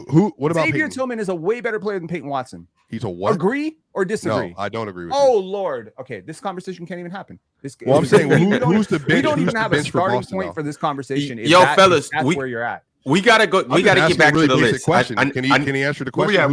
We have 6 right now. Yeah, we are at 6. The Kings are off the board. Now we have the Grizzlies, the Nuggets, the Suns, Thunder, Wolves, Dallas. No one said Dallas, but I got the Grizzlies. Yeah, I'm gonna pick. I think Dallas is the top 6. Grizzlies versus Denver in a playoff series. Yeah, I got Dallas as the top 6 seed. I think Sacramento is better than them. Honestly, man, I think the Grizzlies are back. I think they're going to be really good. I think there's something like. Penn, I think they're a top 3 seed in the West. I do. Yeah, I think people have this idea that because they were bad last year, the Ja situation and all that stuff, man, like they have everything to make. Their whole crew coming back. They just fellas, I'm trying to get through the rest of these teams before Swiper leaves, so we could get in and talk about everything else. Yeah, we not gonna. So who you got, Swiper? Put the Grizzlies here. You guys picking the Grizzlies is insane. Agreed. Who else? Who did you want us to pick, Ron? The Nuggets. Put the Nuggets. I got Denver. I got Denver in 5 against the Grizzlies. So. My thing is, here's what you guys will do. You guys will sit here and say that Memphis isn't that good, but a gobble and swallow the OKC Thunder. Hold on, chill. But a gobble and swallow the OKC Thunder. Memphis does everything that the Thunder does, if not better. Everything. No, they do not. I was with you until you said that. Everything. Everything. When they had their unit a couple years ago, they were a good defense. Were they not? They were a very good defense. Second in the league. They have one of the more dynamic point guards in the NBA. I'm not saying that Ja's better than Shea, but I'm saying they have a top 5 point guard in the NBA. Sure. Okay. Matter of fact, after that, everything's eerily similar. Similar. Triple J and Chet. Eerily similar. I'm not close to the same. So wait, no. It's not similar. It's not. What's not similar? You have a very good big that plays defense, DPOI. You have a very good defending big that can stretch the floor. As a matter of fact, you guys can't sit here and definitively tell me that Chet is just better than Jerry. Right now. You can't. Today, yes. Today, yeah, you can't say that. That's not crazy. You should probably move on to 5. That's not crazy. That's not crazy. That's not crazy. So, and then after that, the Grizzlies actually have a definitive number 2 option. Why do you keep saying they don't have a definitive number 2 in OKC? They do. Jalen Williams. Okay, and Desmond Bane's better than Jalen Williams. No, he's not. It's close. I'm gonna lose my fucking mind. I mean, respectfully, Desmond Bane is better than Jalen Williams. What are we talking about? Chill just destroyed his set. Over me saying Desmond Bane is better than Jalen Williams, I didn't think that was even up for discussion. We've been debating. We had Desmond Bane good. Whether Desmond Bane's a really good player on this show for I feel like 6 months now. I'm firm on this. Desmond Bane is criminally underrated. I don't know if he's better than Jalen Williams. He's seated, according to us. I don't know why Memphis gets so underrated. Why are all their players so underrated? I don't get it. It's a small market. I'm just saying. I look at Memphis's top 3, and I look at OKC's top 3, and I'm like, I think I'm a rock with Memphis. I think that big 3 is better than that big 3. And then if we go and look at all the other players too, Would Desmond Bain be the number 2 option in OKC? Yes, without a doubt, and he would be more consistent too. Without 100%, he fits better really over good there because he shoots better. Defense, if you ask me, defense is very similar on the perimeter, and then on top of that, he's just a more consistent scorer. Better playmaker. J-Dub's more athletic. Yes, he's more athletic and he's bigger. Outside of that, Desmond Bain does damn near everything better than him. OKC's got the better coach. I like Taylor Jenkins a lot too, though. But I mean, you could give it to you could give it to Mark Daigneault. But I'm saying outside of their top 3 players, Memphis just has a better roster. And they got some surprising depth. I think. Look, one thing I'll agree with with Ron, y'all really sleeping on Memphis. Like, but sit here and hype the Thunder up to the moon. Oh, the Thunder's the number 1 seed. The Thunder's doing this. The Thunder's going to the finals. I'm not sleeping on Memphis. I think they're a top 3 seed, Ron. Ron, you can't compare Zach Edey and Isaiah Hartenstein right now, can you? Can you be? I mean, you can't. And it's hard to because Isaiah was just in the playoffs last year and Zach was in the NCAA tournament. What I will say is Zach has certain things that you can't like match up with. Oh yeah, he is a mismatch, like it or not. Now, obviously, he has defensive deficiencies too, but Zach is going to be a problem as well. You're going to have to deal with Zach, and on top of that, it's a reason why we picked him as our rookie of the year because we know that Zach's going to have a very good year this year. We think he's going to have a good year. Yes, we think. We don't know. We think he's going to have a very good year. Have you been watching him in preseason? I haven't. How is he on? You tell me. I haven't checked him out in the preseason. I only watched the highlights. I'm a casual right now with Zach Edey right now. I'm super casual. I've only watched the highlights. Face in the rim. I did see him do that. I saw him do that too. I seen him, grab some boards. I'm curious, how's the speed defensively? I mean, they got enough around him to cover for him for sure. Jaren Jackson Jr. and I do. And I really like what I saw from their end of bench guys last year because they were tanking hard, right? Vince Williams, John Canchar. Like, these guys are good players. Like, these guys have we mentioned Gigi Jackson? Have we mentioned Luke Kennard? Have we mentioned Brandon Clark? We haven't mentioned Marcus Smart yet. Santi Aldama. Like, I'm saying the same thing that OKC has over there. Shooting, defenders coming off the bench. Memphis has that same exact thing. Okay, but the problem here is Shea is better than Ja. I will give you that. But and Alex Caruso and Isaiah Hartenstein do exist. So if Isaiah Hartenstein and Marcus Smart exists too. Like if we're gonna bring up Alex Caruso, I'm bringing up Marcus Smart. And you're gonna lose. I think Alex Caruso is a better defender than I'm not talking about as a defender. I'm just talking about as a player. Yeah, Marcus Smart and Caruso check the same boxes. Both in one. Go ahead, Chill. Both Lou Dort and Marcus Smart, both Lou Dort and Alex Caruso bring more value to both Marcus Smart and whoever they have on the perimeter. Desmond Bain. Yes, they do. Is there a world in which Memphis is the number 1 seed in the West? Yes, 100. If OKC, I'm letting you guys know right now, if OKC can do it, Memphis can do it. Okay. I just don't think they're going to be as good in the playoffs as OKC. Seeding wise, I don't think you're wrong. See, they can win a bunch of regular season games. I just don't think they're going to be as good in the playoffs. Mars, this is a playoff debate, though. I'm arguing who's better. And I'm saying Memphis is good with you, and that's why I've been quiet the whole time. I just don't Memphis is just as good, if you ask me, if not better. Yeah, that's and Ja is proven as a playoff performer, at least in his first year that I saw him. Like, he was good. He was really good in the playoffs first year, or it was a play-in game. Utah. I think it was a play-in. He was good against them. He was good against the Lakers, even though he missed a couple games. Ja hasn't just ever went to the playoffs and just been trash. He was terrible against the Timberwolves. They just without. Yeah, I'm like SGA is obviously SGA, and I'm not saying Ja's better than SGA, but the same things that SGA provides for that team, Ja provides for Memphis too. So in the playoffs, Ja is a 27 point per game scorer on 50% effective field goal percentage. That's not great. So the efficiency has been low, but the volume has been extremely high. But it was his first year where he was insane. Five games played, 30 points per game, like crazy efficiency. I think they lost to Utah that year, right? Mm-hmm. 5 games, yeah. Mm-hmm. So that's just me having watched him as a 21-year-old and having a strong anchoring bias towards that. It's kind of like me saying Donovan Mitchell is an all-time playoff performer because I saw the early version of it. It's unfortunate. When I see Memphis, because Ron, to your point, when you talk about them being at the top of the West and them in Oklahoma City is deficient last season at rebounding, but they did make up for it as much as they possibly could by gang rebounding. But now they add another rebounder to the crew in Hartenstein. So you couple that with Wiggins in terms of their rotation guys, right? Who's the other guy that I'm thinking about? Wallace coming off the bench. Casey Wallace, Casey Wallace coming off the bench. Plus their starting five, where a guy like Chet who stretches the defense the way he does. Sure, Jaren Jackson can shoot it. Are there similarities? I don't think Jaren Jackson puts the ball on the floor like Chet. I don't think he protects the rim like Chet does. There's a difference between shot blocking and protecting the rim. I don't think he protects the rim. I don't think he protects the rim like Chet does. Rebounding, I think he's a much better rebounder than Jaren Jackson. And now you're talking about the other defenders and the other players. So now a guy in Jalen Williams, I think that Jalen Williams is a much better one-on-one player than Desmond Bane.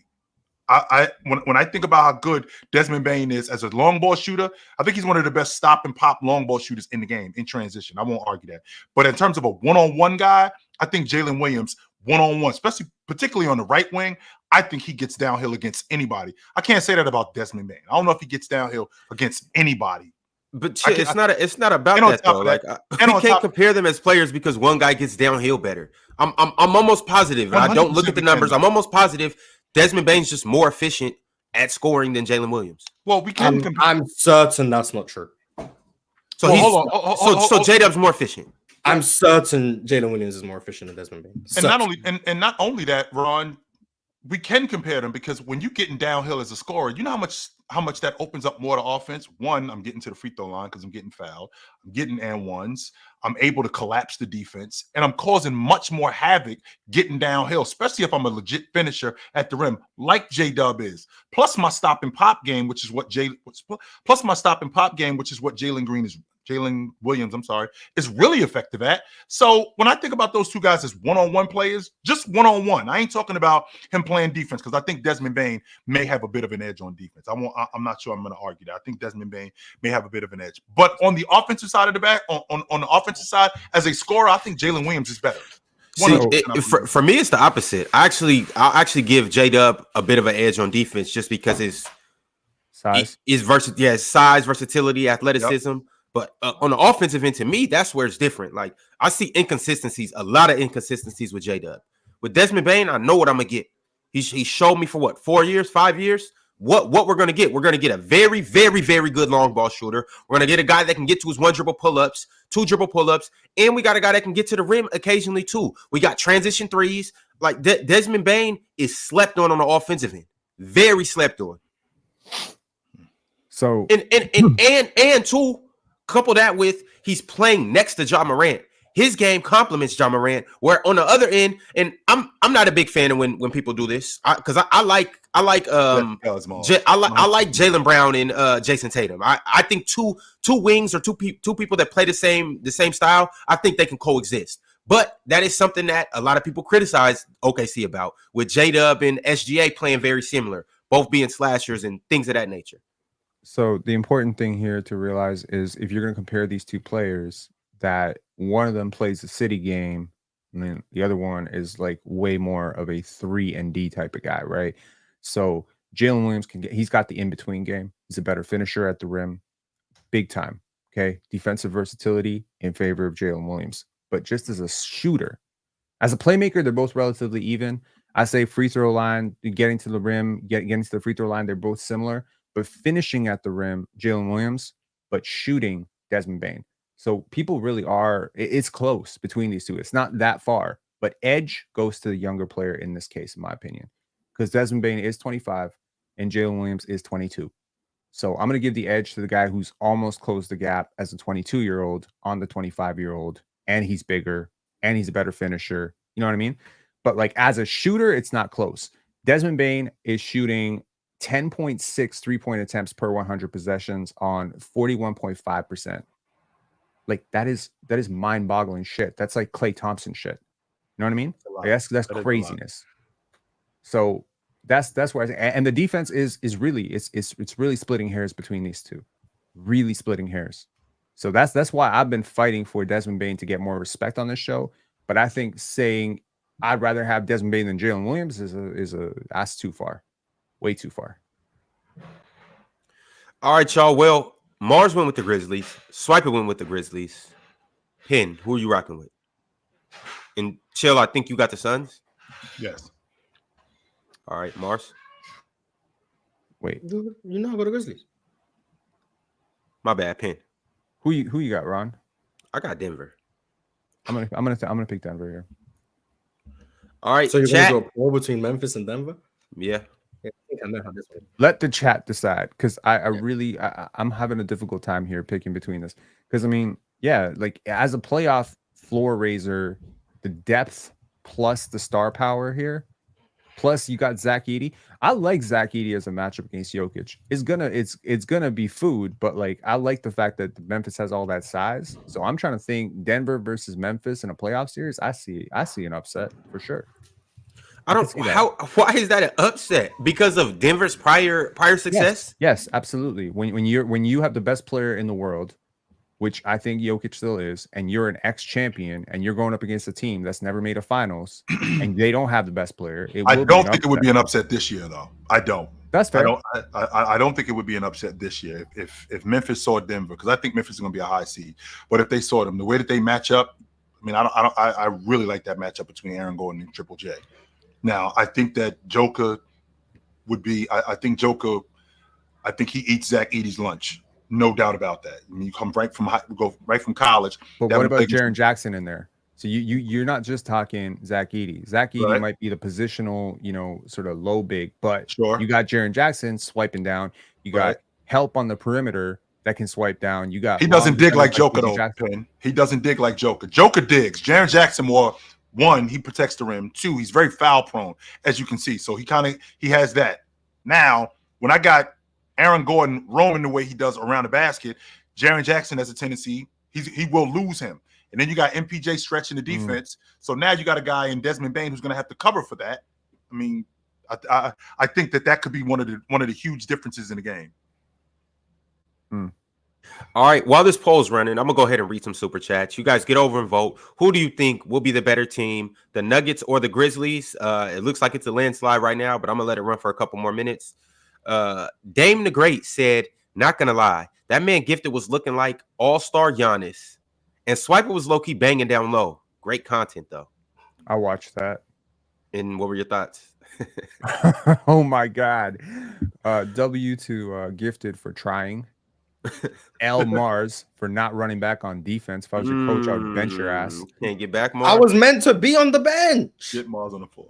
I wasn't meant to play. Then Gifted want to come along. I'm trying to play, so I have to make up the numbers. Ox pulling from the logo, not from the logo, pulling up threes like he's Jokic was not on my bingo cards. That was great.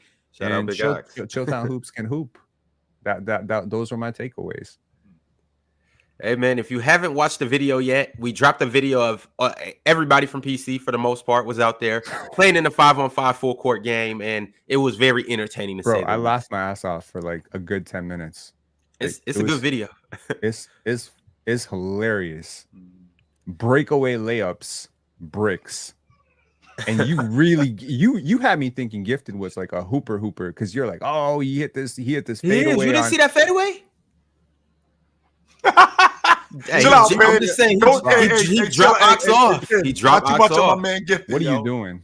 Not too much on my man Gifted, yo. Chill out, yo. No, the effort was amazing. I love the fact that he took it serious. He was like game 7 intensity. Yes, he was. Game 7. I loved it. Someone had to try. Damn. Big Ox said I had a good time out there with the guys. And then he also said, y'all waited for me to have a dentist appointment to cap for Luka. What we do about Luka? We didn't even spoke about him. Yeah, I haven't spoken about Luka. Yeah, I don't think we spoke about Luka. All right, well, here we go. It is a runaway on this poll. The Denver Nuggets are, in fact, better than the Grizzlies, which means that the Grizzlies will be the 6th seed. All right, before we get to the top 5, I ought to take this time out of everybody's schedule To show love to our Hall of Famers over here at Players Choice, we got Hutton Gilgores, Multi-Kenny, Cobra Son of Raditz, Arch, and Arch Prime. Those are your Hall of Famers right now. Show them some love. Salute to you guys because you guys hold it down for Players Choice in general. If you're not a member yet, go ahead and become a member. And don't waste no time. Just join that membership tier with the Hall of Famers and be a GOAT yourself. But let's go ahead and get to it, fellas. It's the 4 of us now, and we have 5 teams to decipher from. Wait, who won the poll? The Grizzlies. Or Denver did. Denver. All right, so we got the Grizzlies, the Timberwolves, the OKC Thunder. Wait, out west. Who do we Who are have doing here? here? Okay. Dallas? Yes. Did we already pick the Suns? I got Phoenix. No, Suns are still here. We got the Suns, Nuggets, Wolves. Suns, Nuggets, Wolves, Mavericks. Bro, and we need to see. I hate doing this from the bottom up because it's so counterintuitive. I would think to do it from the top down. I probably should have made a list. Okay.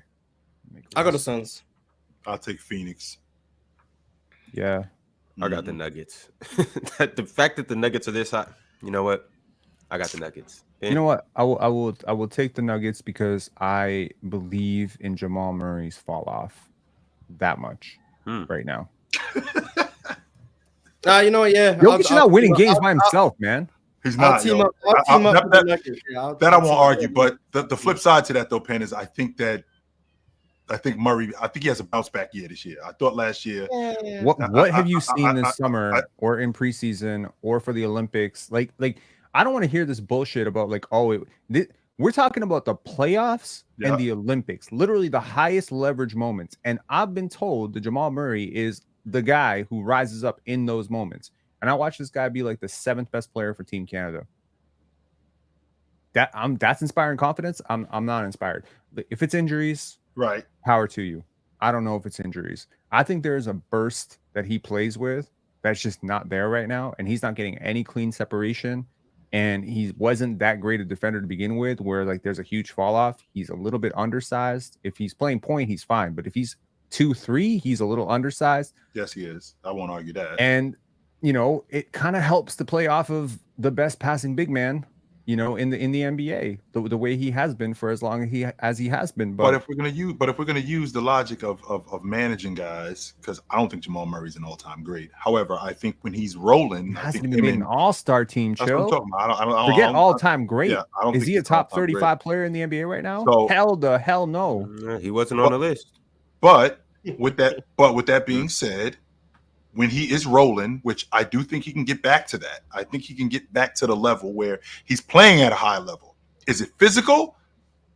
I'm having a difficult time with it being physical. I know he tore his knee up. Sure, he tore up his knee, but he's coming into camp. There has been no indication that he's been injured. We've heard nothing about him being hurt. I watched a little bit of him in the preseason, and like I said, I don't really take a lot of account into preseason. Is he better than DeMar DeRozan right now?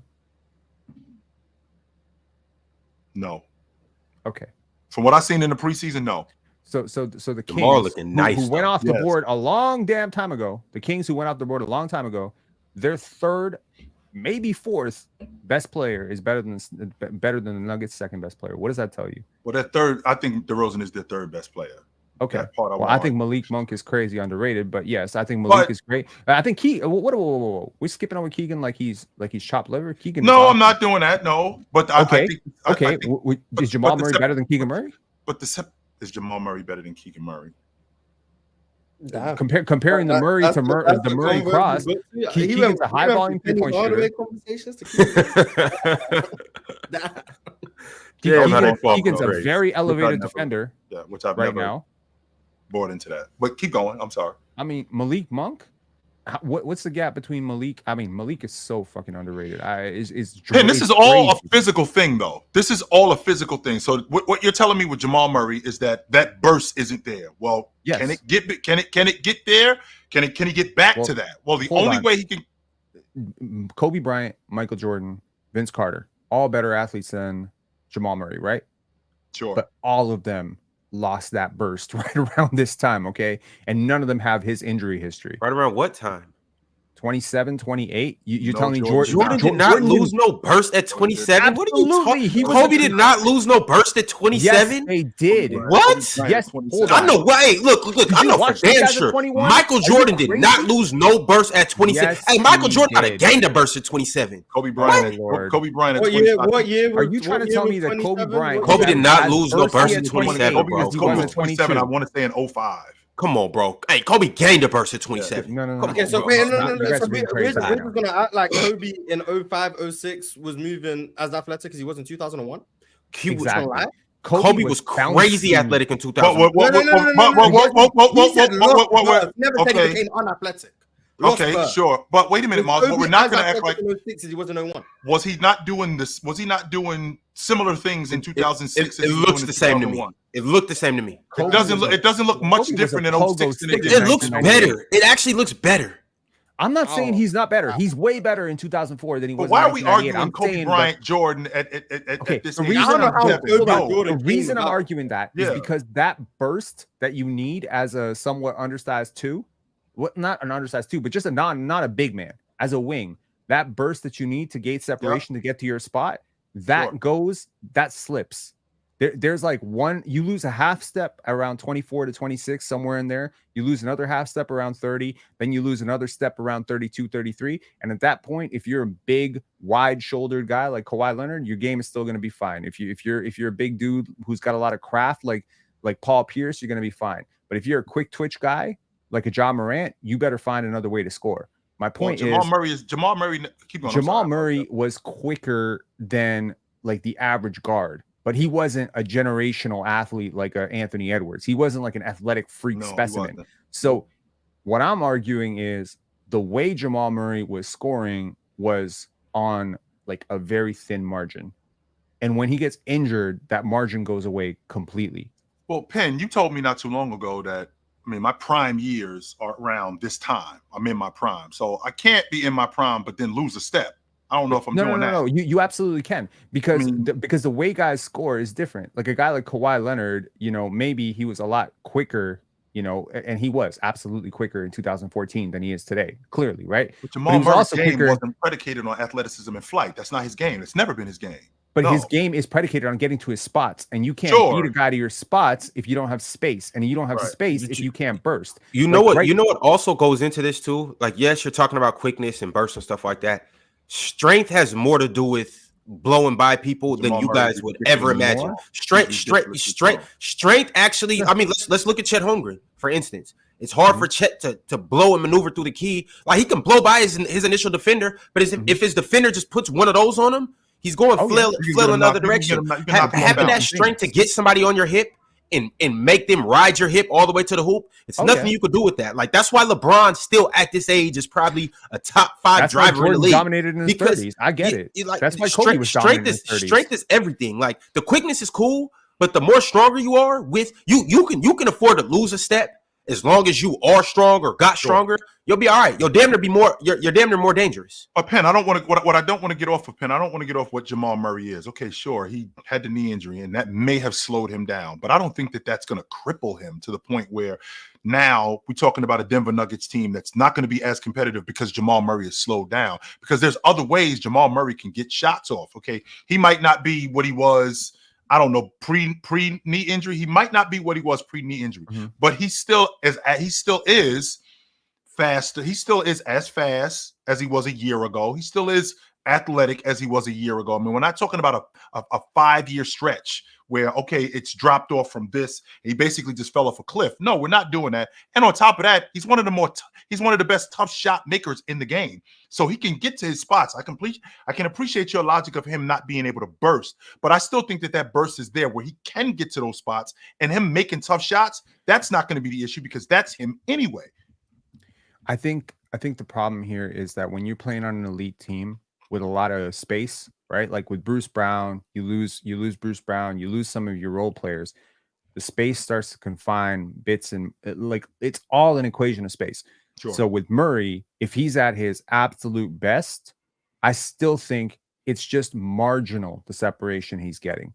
He's a great shot maker. He's a great tough shot maker, but he's not getting as open on his shots as a guy like Anthony Edwards or Devin Booker right now, because those Man, guys you are sound just like he lost bursty. it. That's what it sounds like to me. It sounds like to me you're saying he's lost. I'm like saying we've seen an entire friggin' 8-month sample of what he looks like when he's not right. There's certain guys when they're not right, they're still serviceably good. Okay, they're big enough, strong enough, defensively, positionally versatile enough where they can still give you something. Right. Aaron Gordon would be an example where he's just smart. He's a good rebounder. If he's not feeling right, if he's got a wrist injury or whatever, he's going to be fine. Like, he's going to be okay. He's not going to be as great as he is. With Jamal Murray, where 90% of his game is predicated on creation, offensive creation, and, you know, getting to spots and making shots, I think the problem is that when he loses a step, it just goes away completely, because now not only is he losing that step, the Nuggets are losing talent cumulatively all around him. There's just a lack of talent, you know? So these lineups with Peyton Watson, I love Peyton Watson as a defender. No one's guarding him. So now Murray's got 2 to the ball. Those gaps start to close down. Your airspace and your shooting pocket is just taken away, and you need burst. You need to be able to get to the rim. You need to be able to threat to score. And I'm just sorry. Like, and then the other part of the space equation that's really hurting the Nuggets right now is Jokic's jumper. It really fell off in the playoffs. Didn't look great during the summer. If Jokic cannot shoot, if Jokic cannot be a shooter that you have to guard at 3, because there's a difference. You could take them all you want. Russell Westbrook keeps taking them. Marc Gasol used to take them. Marc Gasol led the league in open 3-pointers because no one was guarding him. You still have to take them, right. But if no one's guarding you, you're not doing shit for the space on your team. I'm just saying, I think if you put Anthony Edwards or Jalen Williams in a shoebox and say create offense out of nothing, they're going to do a much better job of it than him. And if you put Malik Monk or someone like DeMar DeRozan into a box and say, okay, create something out of nothing, you got no space, just go for craft, strength, whatever, I think they'll do a better job of scoring than Jamal Murray. And that's probably a hot take for some people, but it's true. It is, because your stance is predicated on him not having that burst, and I don't think it's gone. I don't. Okay. I don't think it's gone. All right, y'all. We got to get back to this list. Yep. At number 5, the Grizzlies were just 6. At 5, who are we going with? Talk to me, fellas. Phoenix. Chill still has Phoenix. Okay. Yeah, now I got to go Phoenix. I'll go Phoenix. Mm-hmm. All right, Phoenix it is. I'll be really interested. I'm real interested to see what that offense in terms of. I think they. Hold on, y'all going Phoenix over the Nuggets? Really? I am. Wait, hold on. Nuggets are still on the board. Yes, the Nuggets are still on the board. The Nuggets. Shit. I don't think Phoenix is better than Denver. Nope. Mm-mm. All right, I'm gonna run a poll. I do not think Phoenix is better than Denver. I'm going Phoenix next, though. So there's my. All right, chat. Who's better, the Nuggets or the Suns? You guys go vote, and that will determine who is going to be next in our Western Conference standings or rankings as of right now. Top 10 is looking like the Clippers at 10, the Rockets at 9, the Lakers at 8, the Kings at 7, and the Grizzlies at 6. We just need to figure out the top 5, and one of these 2 teams on this poll will be 5. I'm really interested to see what that offense looks like, Ron. Is the ball going to move? Not only is the ball going to move, are they going to move? Because we can't just play 5 out and just throw the ball up or just give the ball to KD, because last I checked, Coach Bud, he has a tendency to do that. He did that with Giannis, and he could very well do that with KD, who can be a bailout from time to time. I won't argue that. He can definitely be a bailout. But when you play against teams like Minnesota, when you play against really good defensive teams that are predicated on one-on-one defense, you're going to get exposed. And that's what happened to Phoenix. That basketball has to move. In addition to that ball moving, we got to get more action off the ball. We got to get these guys playing defense, right? We got to get teams playing defense against Phoenix, because that's not difficult to guard. Minnesota proved that when you got one pass and one shot and you got great one-on-one defenders like Minnesota had, we can get you bounced right up out of here. That's not a problem. Now, when we're talking about the regular season, now you can run up on teams where you can mask that, because from night to night, we're just better than Washington. We're better than Toronto, right? We can mask that. But when we get late into the season where, you're fighting for playoff position and you're seeing Sacramento more and you're seeing Dallas more, and now you got to actually make teams play defense or the ball has to move, and you're not doing that, that's a big problem for your unit. And I got to see what this Phoenix offense looks like if the ball's going to move more and are people going to move more. All right, y'all. It's looking like Denver is running away with this poll. I will give them give you guys another minute to go over there and vote on it. While we're doing that, I got a couple super chats I'm gonna read. The first one is from One Unemployment. He's been a member for a month now. He said, Dub PC, Dub Perkies, L Unemployment, L Responsibility. Dubs and LLs. Thunder became a member. We'll get to the Thunder soon. Welcome to the crew, bro. Welcome to the crew, brother. Stunna sent through a members chat. He said Suns got a steal in Ryan Dunn. Y'all seen him this preseason? They said the man couldn't shoot. He already couldn't shoot. He already a great defender, and he still can't. This may be an aberration right now. Let's chill out on Dunn shooting 45 to 50% on the long ball in the preseason. Let's relax on that. I'm here for it. Tyler T has been a member for 7 months. He said Celtics back-to-back. Jokic still better. Have a great week, everyone. Absolutely, yo. I agree. Mm-hmm. All right, here we go. Jokic is indeed better because the Nuggets won a poll with 72% of the votes. There we go. So the Nuggets or the Suns are 5th on this list. Now we got to figure out who's 4th. Pin, you said you have the Nuggets no matter what. Yep. That's 1 for the Nuggets. Mm-hmm. Chill. I have Denver 4. Mm-hmm. Okay. Mars? Oh, it doesn't matter now. Ho. Wait a minute. I don't think Dallas is better than Denver. No, I don't. I'll take Dallas at 4. I don't think Dallas is better than Denver. No, I don't. I do not. Derek Lively is about to turn into prime Kareem Abdul-Jabbar. You're gonna love it. It's gonna be great. I'm just kidding. I'm kidding. I got the but he's good. But Denver's gonna finish up here because Ron got Denver. So. You got Minnesota? Yeah. Oh, Mars. All right. It is the Nuggets at 4. Mm-hmm. We got the Suns at 5th, the Nuggets at 4. Who do we have at 3? I got the Timberwolves. Mars has I got Wolves. Dallas. Who did I have at 3?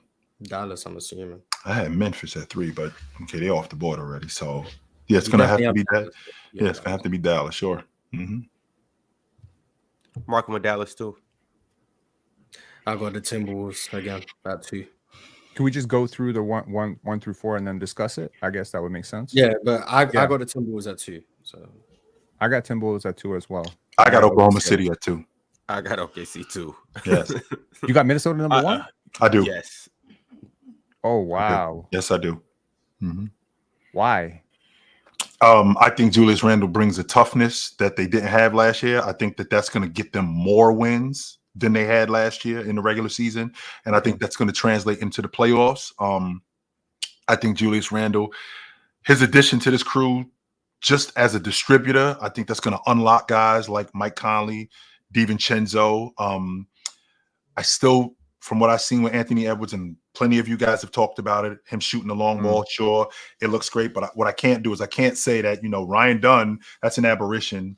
That's an aberration, but then turn around and say that Anthony Edwards, this is what we're going to look forward to. Anthony Edwards is not knocking down 7-8 threes a game. That's not going to happen. And on top of that, I'm still watching him yesterday.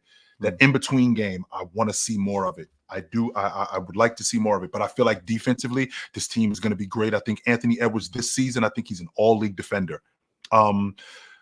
Rudy's still finishing around the rim with the best of them. Jaden McDaniels is actually knocking down shots. I really like what this team is doing defensively, and I think that's what they're going to be predicated on. And in the end, getting a good matchup for them, and just like I said with the Lakers, avoiding Denver.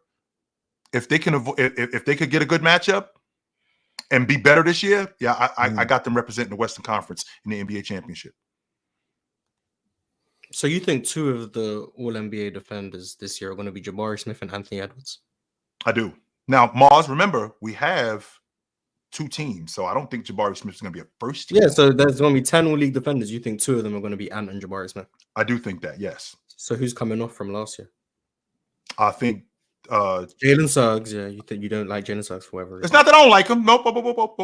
It's not that I don't like him. I just think that Anthony Edwards, I think he takes that step this season, and I think that he surpasses Jalen. So I would think you would love Jalen Suggs. I do love him. I just like Anthony Edwards more. That's all. Oh, I mean that's no contest. Obviously. Yeah, I do. I love Jalen Suggs. I just like Jalen Edwards and who else? That's the thing, Mars. I'm thinking about who made the all-league, who made second team. Who was the second team all-league defender this year? Oh, wait, you're telling me defensively you like Anthony Edwards more? This Shit, season. you doubled down on that? I heard you say that the Yeah, first time. yeah, I thought you would've- Hey, man, y'all seen how he was locking up Jalen Brunson last night? This season, yes. Albeit one possession, but he was sitting down, So you got Derek White clapping his hands in his face. Drew Holiday, Jaden McDaniels, Alex Caruso. Please watch Those some are the Orlando other, Magic those are the other games, second man. team. One more time, Mars. You said Derek White, Drew Holiday. Jaden McDaniels, Drew Jaden Holiday, McDaniels. and Alex Caruso. Those are the other second team defenders. I think Jaden McDaniels, I think he moves up to first team this season. Okay, so someone has to come off the first team. Yeah, I think he moves up to first team this year. I think he could take. I think Jabari Smith can take Derek White's spot. Okay, so Derek White comes off. Jaden McDaniels goes into the first team. And then who comes off the first team? Rudy, Wemby, Bam, Herb Jones, and AD. Who comes off? Rudy, Wemby, Bam, Herb Jones, AD. Davis. Maybe Herb. Maybe Davis. And then Herb Davis would for drop the out games for the games. So Herb Herb come off or drop to second team? he would go to the second team. I don't think he comes off. No. But if he drops to the second team, then there's still no room for Jabari Smith. Because all you've done is just replace Jaden McDaniels and Herb Jones on the first and second team, and you've replaced Jalen Suggs with Ant. You need to take someone else off. Caruso, Drew Holiday. You have to take someone else off. Right. I do have to take somebody else off. That's correct. So you legitimately think Anthony Edwards is a top 10 defender in the league? I think this season, I think this season he's going to play at that level. Yes, I do. I think from watching him in the preseason, from the little that I've seen, not just in the preseason, but what I saw in the Olympics, the on-ball defender that he is, he doesn't look like he's lost anything. He looks like he's still in great shape. He looks a lot more engaged defensively. Watching him beat guys to spots and be more committed on defense. He's not even the best defender on his. He's not even the third best defender. He's not the second best defender on his team. Well, even with that being He's said, the fourth best defender, but Nikhil doesn't get love. He's the fourth. I mean, that's what I'm saying, look at. Okay, hold on. He doesn't play him. Alexander Walker doesn't role. play as much as Anthony Edwards, and that's going to be that's going to be another reason why. That's going to be another reason why I think Edwards.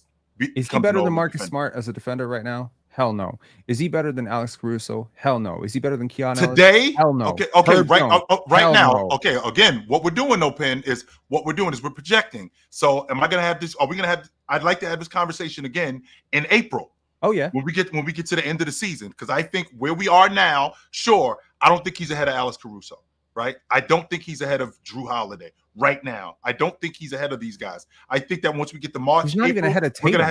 We're gonna have a different conversation. He's not even close to Tatum. There's a lot of guys who didn't make an all-league defensive team who are probably better than Now here I am glazing Tatum to you, but really, it's like there's a lot of perimeter defenders I would pick before Anthony Edwards. I know you said this, and I had to do a double take the first time I heard you say it. I'm like, I don't know if he's thought about how many defenders he just put him over. Oh, I know how. I know there's plenty of great defenders. I mean, SGA was in the conversation also. He shouldn't be. Right, but he was in the conversation. Lou Dort, Derek White, right? So I mean, all of these guys are in the conversation. But Dort, Kawhi, yes, okay. So with all of that being said, we've had guys take leaps. I did not have Jalen Suggs as an all-league defender last year before the season started. A good defender. He was always a good defender. So is Anthony Edwards. He's a good defender who can take that leap. Who I think is going to take that leap this season to being elite. But the problem with being an all-league defender is it's easier to do it when you're a defensive player. Like when you're OG Anunoby, team, by the way. No. Like hear what I'm saying. Sure. The energy that it takes to play great defense. Number one, you got to have that role defensively. You're not giving your star player, your star offensive player, your bucket getter, your 27-point per game scorer the toughest matchup on every single night. He's actually said that though. It's not. You don't have to give it to him. He's actually accepted it. He can take it all he wants. Yeah, but there's to be young and ambitious, right? Like he's 22, 23 years old. 23 he years thinks old, he thinks he can guard both ends and play. And hey, Jordan did it, I guess, but he still had Pippen. Right. So I understand that where you're coming from, but there's such a gap between him and the guys you're putting him over that for him to bridge that gap while still extending his role offensively or even holding his role offensively is very ambitious. I just don't think he's as good as some of those guys are. And again, if Jalen Suggs had to handle his load offensively, if OG Anunoby, Herb Jones, Trey Murphy, Dyson Daniels, I really could go down the list of a lot of players. And Dyson Daniels is going to get a ton of minutes this year with Atlanta, right? So a guy like that could easily jump him. And he's going to have a role that is going to be you stop. Like, that's your role. Dyson Daniels, play make, hit open shots, and literally guard the other team's best defender. OG Anunoby, we don't need you to score 20 points per game. It's the same thing. Those guys are going to have way more legs for defense to do the stuff that Ant won't be able to do. So I don't think there's a world. I'd comfortably make like $1,000 bet he's not going to end up as a top 10 defender of this league. But if he gets votes, it's because he's got the Riz. He's got the Riz factor. The league wants to push him. Maybe he will. All right, y'all. This is what we are looking at right now. I ran a poll. It was 2-2 up here between the Wolves and the Thunder. I ran a poll, and this is what we have at this moment in time. The Thunder are the number 1 seed in the we have them as the best team in the Western Conference. Then we got the Wolves at number 2.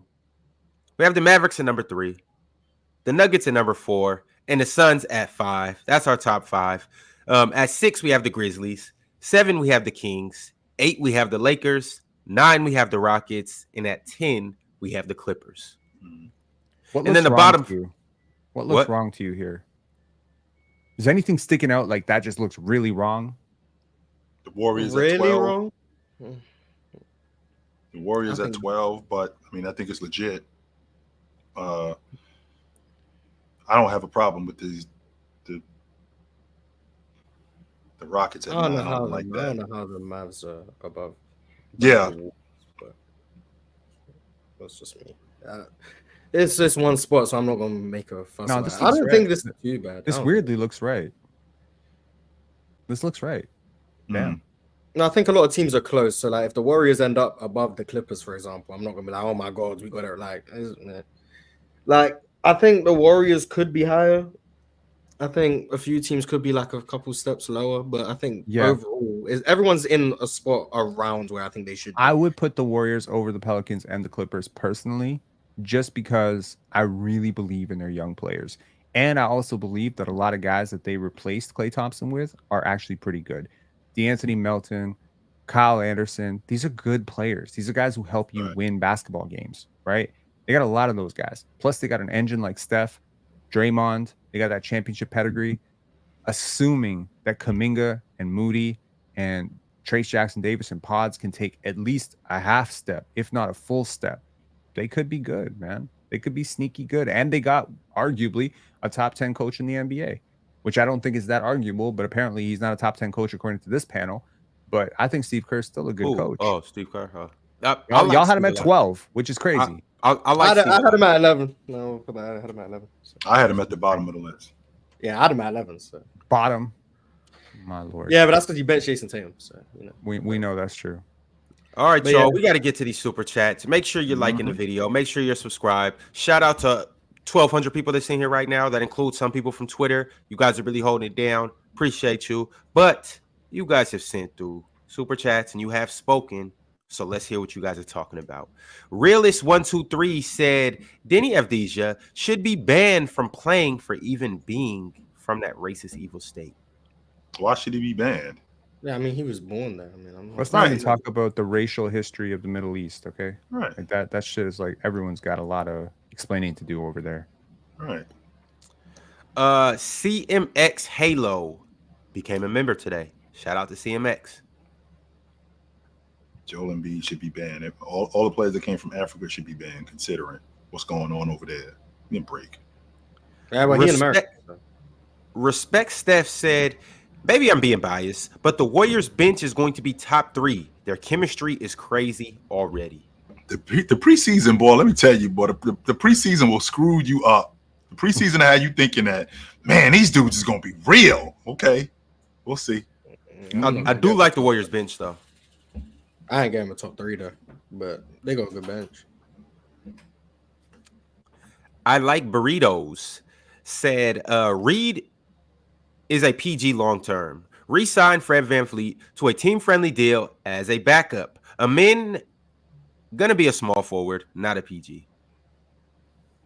Mars, you love him at the lead guard spot. I don't know why, because at the lead guard spot, you have Amen.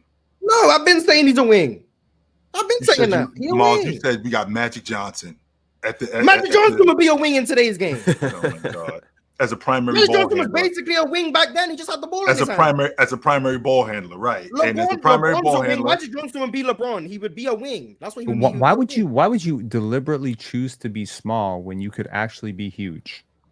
No, there's no reason. Like using Amen as a small forward and then putting Jabari at the 4, I think it makes you deliberately smaller. You could easily run a lineup of Reed, you know, he's not big, but he's not like super undersized and he's a pesky defender. You could have Amen at the 2, Jabari at the 3, Alpi at the 4, and then plug your hole at center through, you know. Oh, you want to go super duper big? Oh no. Yeah, or I mean, just have a jumbo size wing next to Jabari at the 3-4.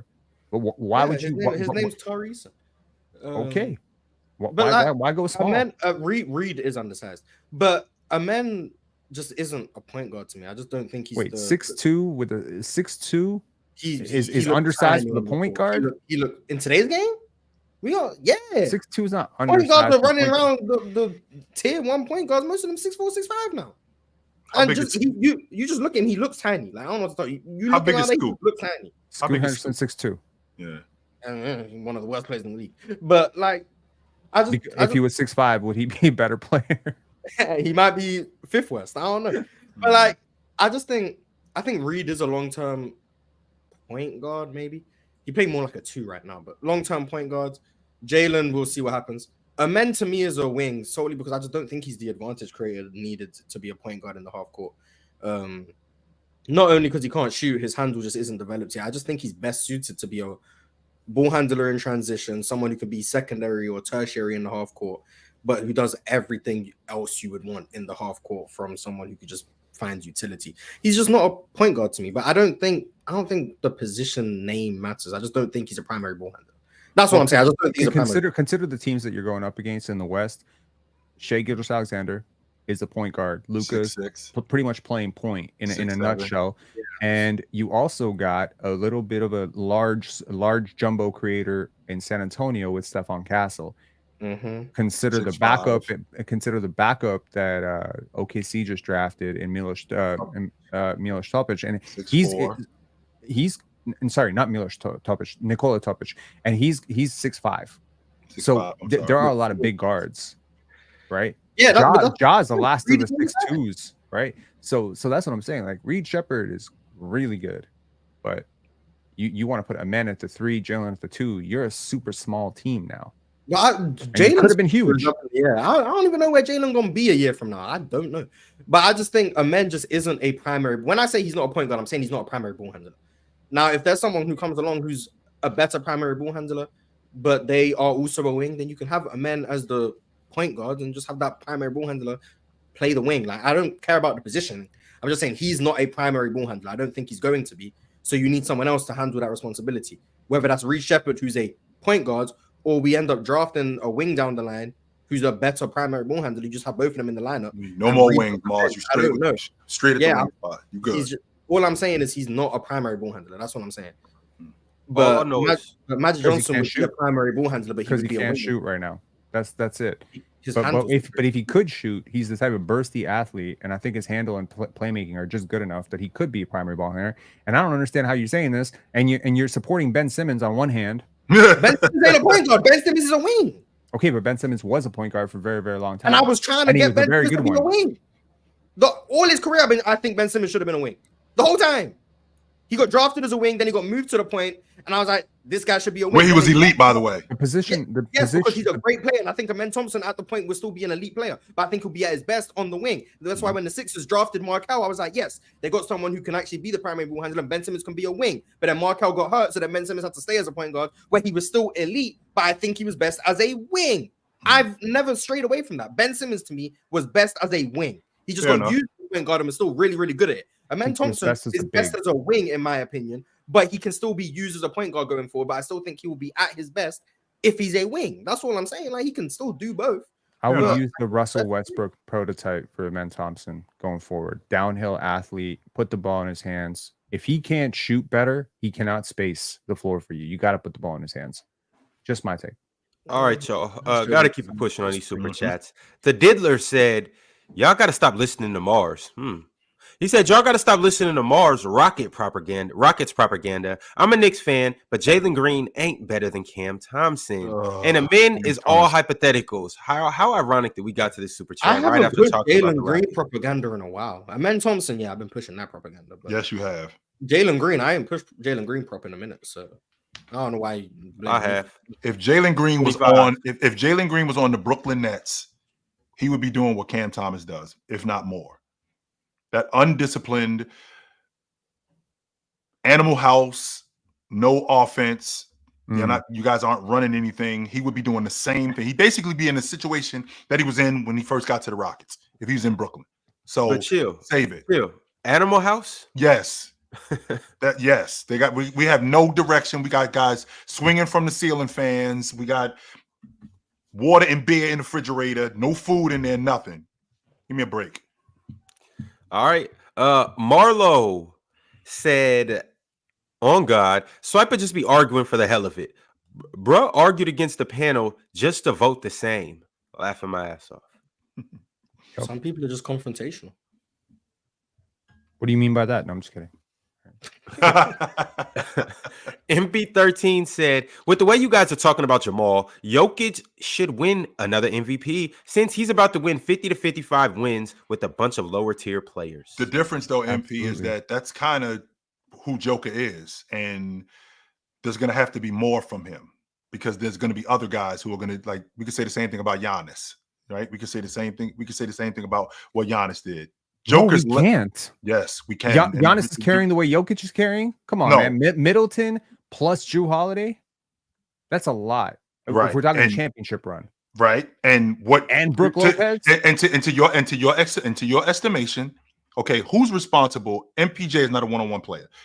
Joker's responsible for getting him shots. That's number one. Number two, you just told me Jokic's fault that Michael Porter Jr. That's not the point. His own offense. That's not the point. The point is that Joker is responsible for a lot of his shots. Number two, you just told me that Jamal Murray, that burst isn't there. So because that burst isn't there, we got to make up for that. And how do we make up for that? We got to get the ball in the Joker's hands a little bit more. Now, how does Aaron Gordon become who Aaron Gordon is? Because Aaron Gordon plays around the rim and Joker finds him. So when you're talking about an offense, talk about carrying an offense, Joker is responsible for a lot of what they do. In fact, he may be responsible for more of what they do offensively than what Giannis is in Milwaukee. Aren't you guys making the same point? I'm confused. Why you guys? Isn't that what Pem was saying? Arguing to be arguing. Yeah, you guys agree. You guys agree. Yeah, we do agree. Sounds like he was talking. No, Pem would not make the case for Giannis over Jokic. He would. No, I wouldn't. Yeah, you guys just agreed. Well, we agree. Your Highness Charles said, did y'all see Dante DiVincenzo was yelling at Tibbs and Brunson's dad? He said, y'all running things your way over there now to Jalen too. Crazy. I'm rooting for Dante DiVincenzo, bro. I'm rooting for him. Me too. He might be the steal of this trade. He is better than Julius Randle. You heard it here first. They're just talking. More valuable, at least. As an asset, he is way more valuable. They got both of them. It's not like they had to choose between them. They got both of them. Dante DiVincenzo trade. Okay. I think they're both going to be very good over there. And Dante's just underrated in general, just in terms of his ability to create. He obviously got a banger, can shoot the hell out the ball, and just what he brings on the defensive end too. Huncho said, chill the same one that said Ant was good off ball in the Mavs series. Ignore him. Meanwhile, you hear every day. his but ignore me. Defense you know you're here every day. Thanks for the super chat, brother. His offense hasn't been good either, but that is true. He's a ball watcher. But shout out to him. He said he learned from Steph, so we'll see. All right. Ray Starr said T-Wolves versus Knicks yesterday. Thoughts? We talked about it a little bit. Yep, we did. Mm-hmm. It's a good game. Ant went crazy. It was a little back and forth bickering and competitiveness, but you like to see that. Me too. They need to make that. Anytime they play, they need to boost that up to a just one of them primetime games. I think that's always gonna be a good game between them. Jamal Williams said Mars getting carried by Dub this whole show or this whole time. Mars was getting carried by Dub this whole time. Mm-hmm. Hey, the truth's out. This is the comment on the scrimmage that y'all played, right? I read this exact comment, I think, under that video. No. Maybe. DeSarmo said, Denver looking like a playing team. Suns clear them. I agree, DeSarmo. I agree. Playing? All right. Just about that. Ray Starr said, Dante DiVincenzo moves me. He is that good. He is good. Mo said, respect Harden. Dub Mars. I've seen you guys run that poll on the community thing. Best shooting guard without a championship or whatever. And James Harden didn't win. Interesting. Allen Iverson. Interesting. Definitely interesting. Very interesting. Tracy McGrady. Should be Tracy McGrady. Well, then we beat this James Harden. We beat this James. Yeah, we're Harden. not having a conversation. I'm just interested in that people He had the best season out of all of them. Yeah, it's just interesting how people are just wrong. You would take the best version of James Harden over the best version of T-Mac? Yes. I wouldn't. I would. Okay. Sorcerer became a YouTube member today. Shout out to Sorcerer. I like Burrito said chill IG or chill. I know we got chill. I guess we got 4 all-league defenders then. He's a Rockets fan, so he's talking about since Jabari is going to be an all-league defender and he's our 4th best defender, you'd have to say that 3 others are going to make all-league defense. That's what he's saying. Ruger Red said, y'all need ticket back. This stuff is boring as fuck. So bounce then. Dub ticket. Yeah. The Diddler said, is RJ Barrett really You ain't got to read every super chat. You don't have to read every super chat. Especially for $2. Like, but hold on, no. Is RJ a baddie man? I don't know. Do you know what that is, Ron? I don't even know what that means. I don't know. A man who engages in sort of. It's Bati, man. And then that is I think that's Jamaican. First of all, his name is the Diddler.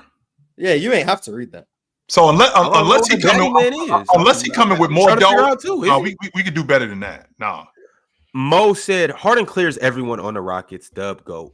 I don't know about clears, but Pimp named Slickback said Penn whispers slowly and says nonsense.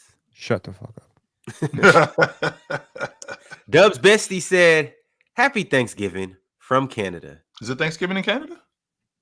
Yes. I didn't know that. Okay. For real? It took a long time to get used to that. Yeah. Do you guys celebrate Thanksgiving in Canada? Yep. Why? Same horrendous history. Oh, okay. Jay Mamba said, I was at the Hoops for Harris Saturday and got to meet Ron, Ox, Dub panel. Shout out my man Jay. Also, shout out everybody else that was up there kicking it with us. We had a good old, grand old, amazing time in New York. Ron, that's the first time you ever been in New York before? You ever been there before? I went during COVID, but it was cold as hell. Right. And obviously it was COVID, so I didn't get a chance to really, get out there and do anything. But this time we had it was only one day, but we had a hell of a time. Also, shout out to Easy. He was kicking it with us. He showed up before the tournament started, stayed throughout the whole tournament, left with us and was kicking it with us after the tournament. Got something to eat with us. We got some drinks and stuff. We had a good time. Salute to Easy. He be on NSB. If you do know, if you're tapped in NSB, then you know who Easy is. He a cool dude for real. And shout out to Dub for pulling up too. Dub C. Respect Steph said Lonzo is needed in Minnesota. That would be insane. That would be insane. If he's healthy. Ron Deuce said best team in California is a play-in. No, we didn't have the Kings in the play. Tier Holiday MMOL said TDJ and Hield will be breaking will break out along with Cum. Golden State number 8. That character limit is a bitch, isn't it? We gotta come up with a different. He could have called him JK. He chose to do that. He could have called him JK. He chose to come up with a different name. DSG Piccolo said, "Let's hear the list of 50." Then Ron, you got it. We don't got time. Void Century said, "Low key, I feel what Ron was saying about Memphis versus OKC. I think it'll be a good series, Ron. I do." All right, y'all. Appreciate you for pulling up. If you haven't liked the video yet, you already know the drill. Like the video. We will be back tomorrow to talk about the Eastern Conference, and we're gonna do the same thing. Pull up. We're gonna have a good time. Later, fellas. Hey, Ron. What's up? Hey, Ron. I mean, isn't there a fee that needs to be paid coming up in a couple of days? For the New York Liberty, don't they got to pay a fee to get into Minnesota? Oh yeah. Make sure. I mean, it's 1-1 right now. That fee still got to be paid though. That fee still got to be paid. Hey, shout out to Liberty. They bought out yesterday. Later. All right, y'all. Merry Christmas. Mm-hmm.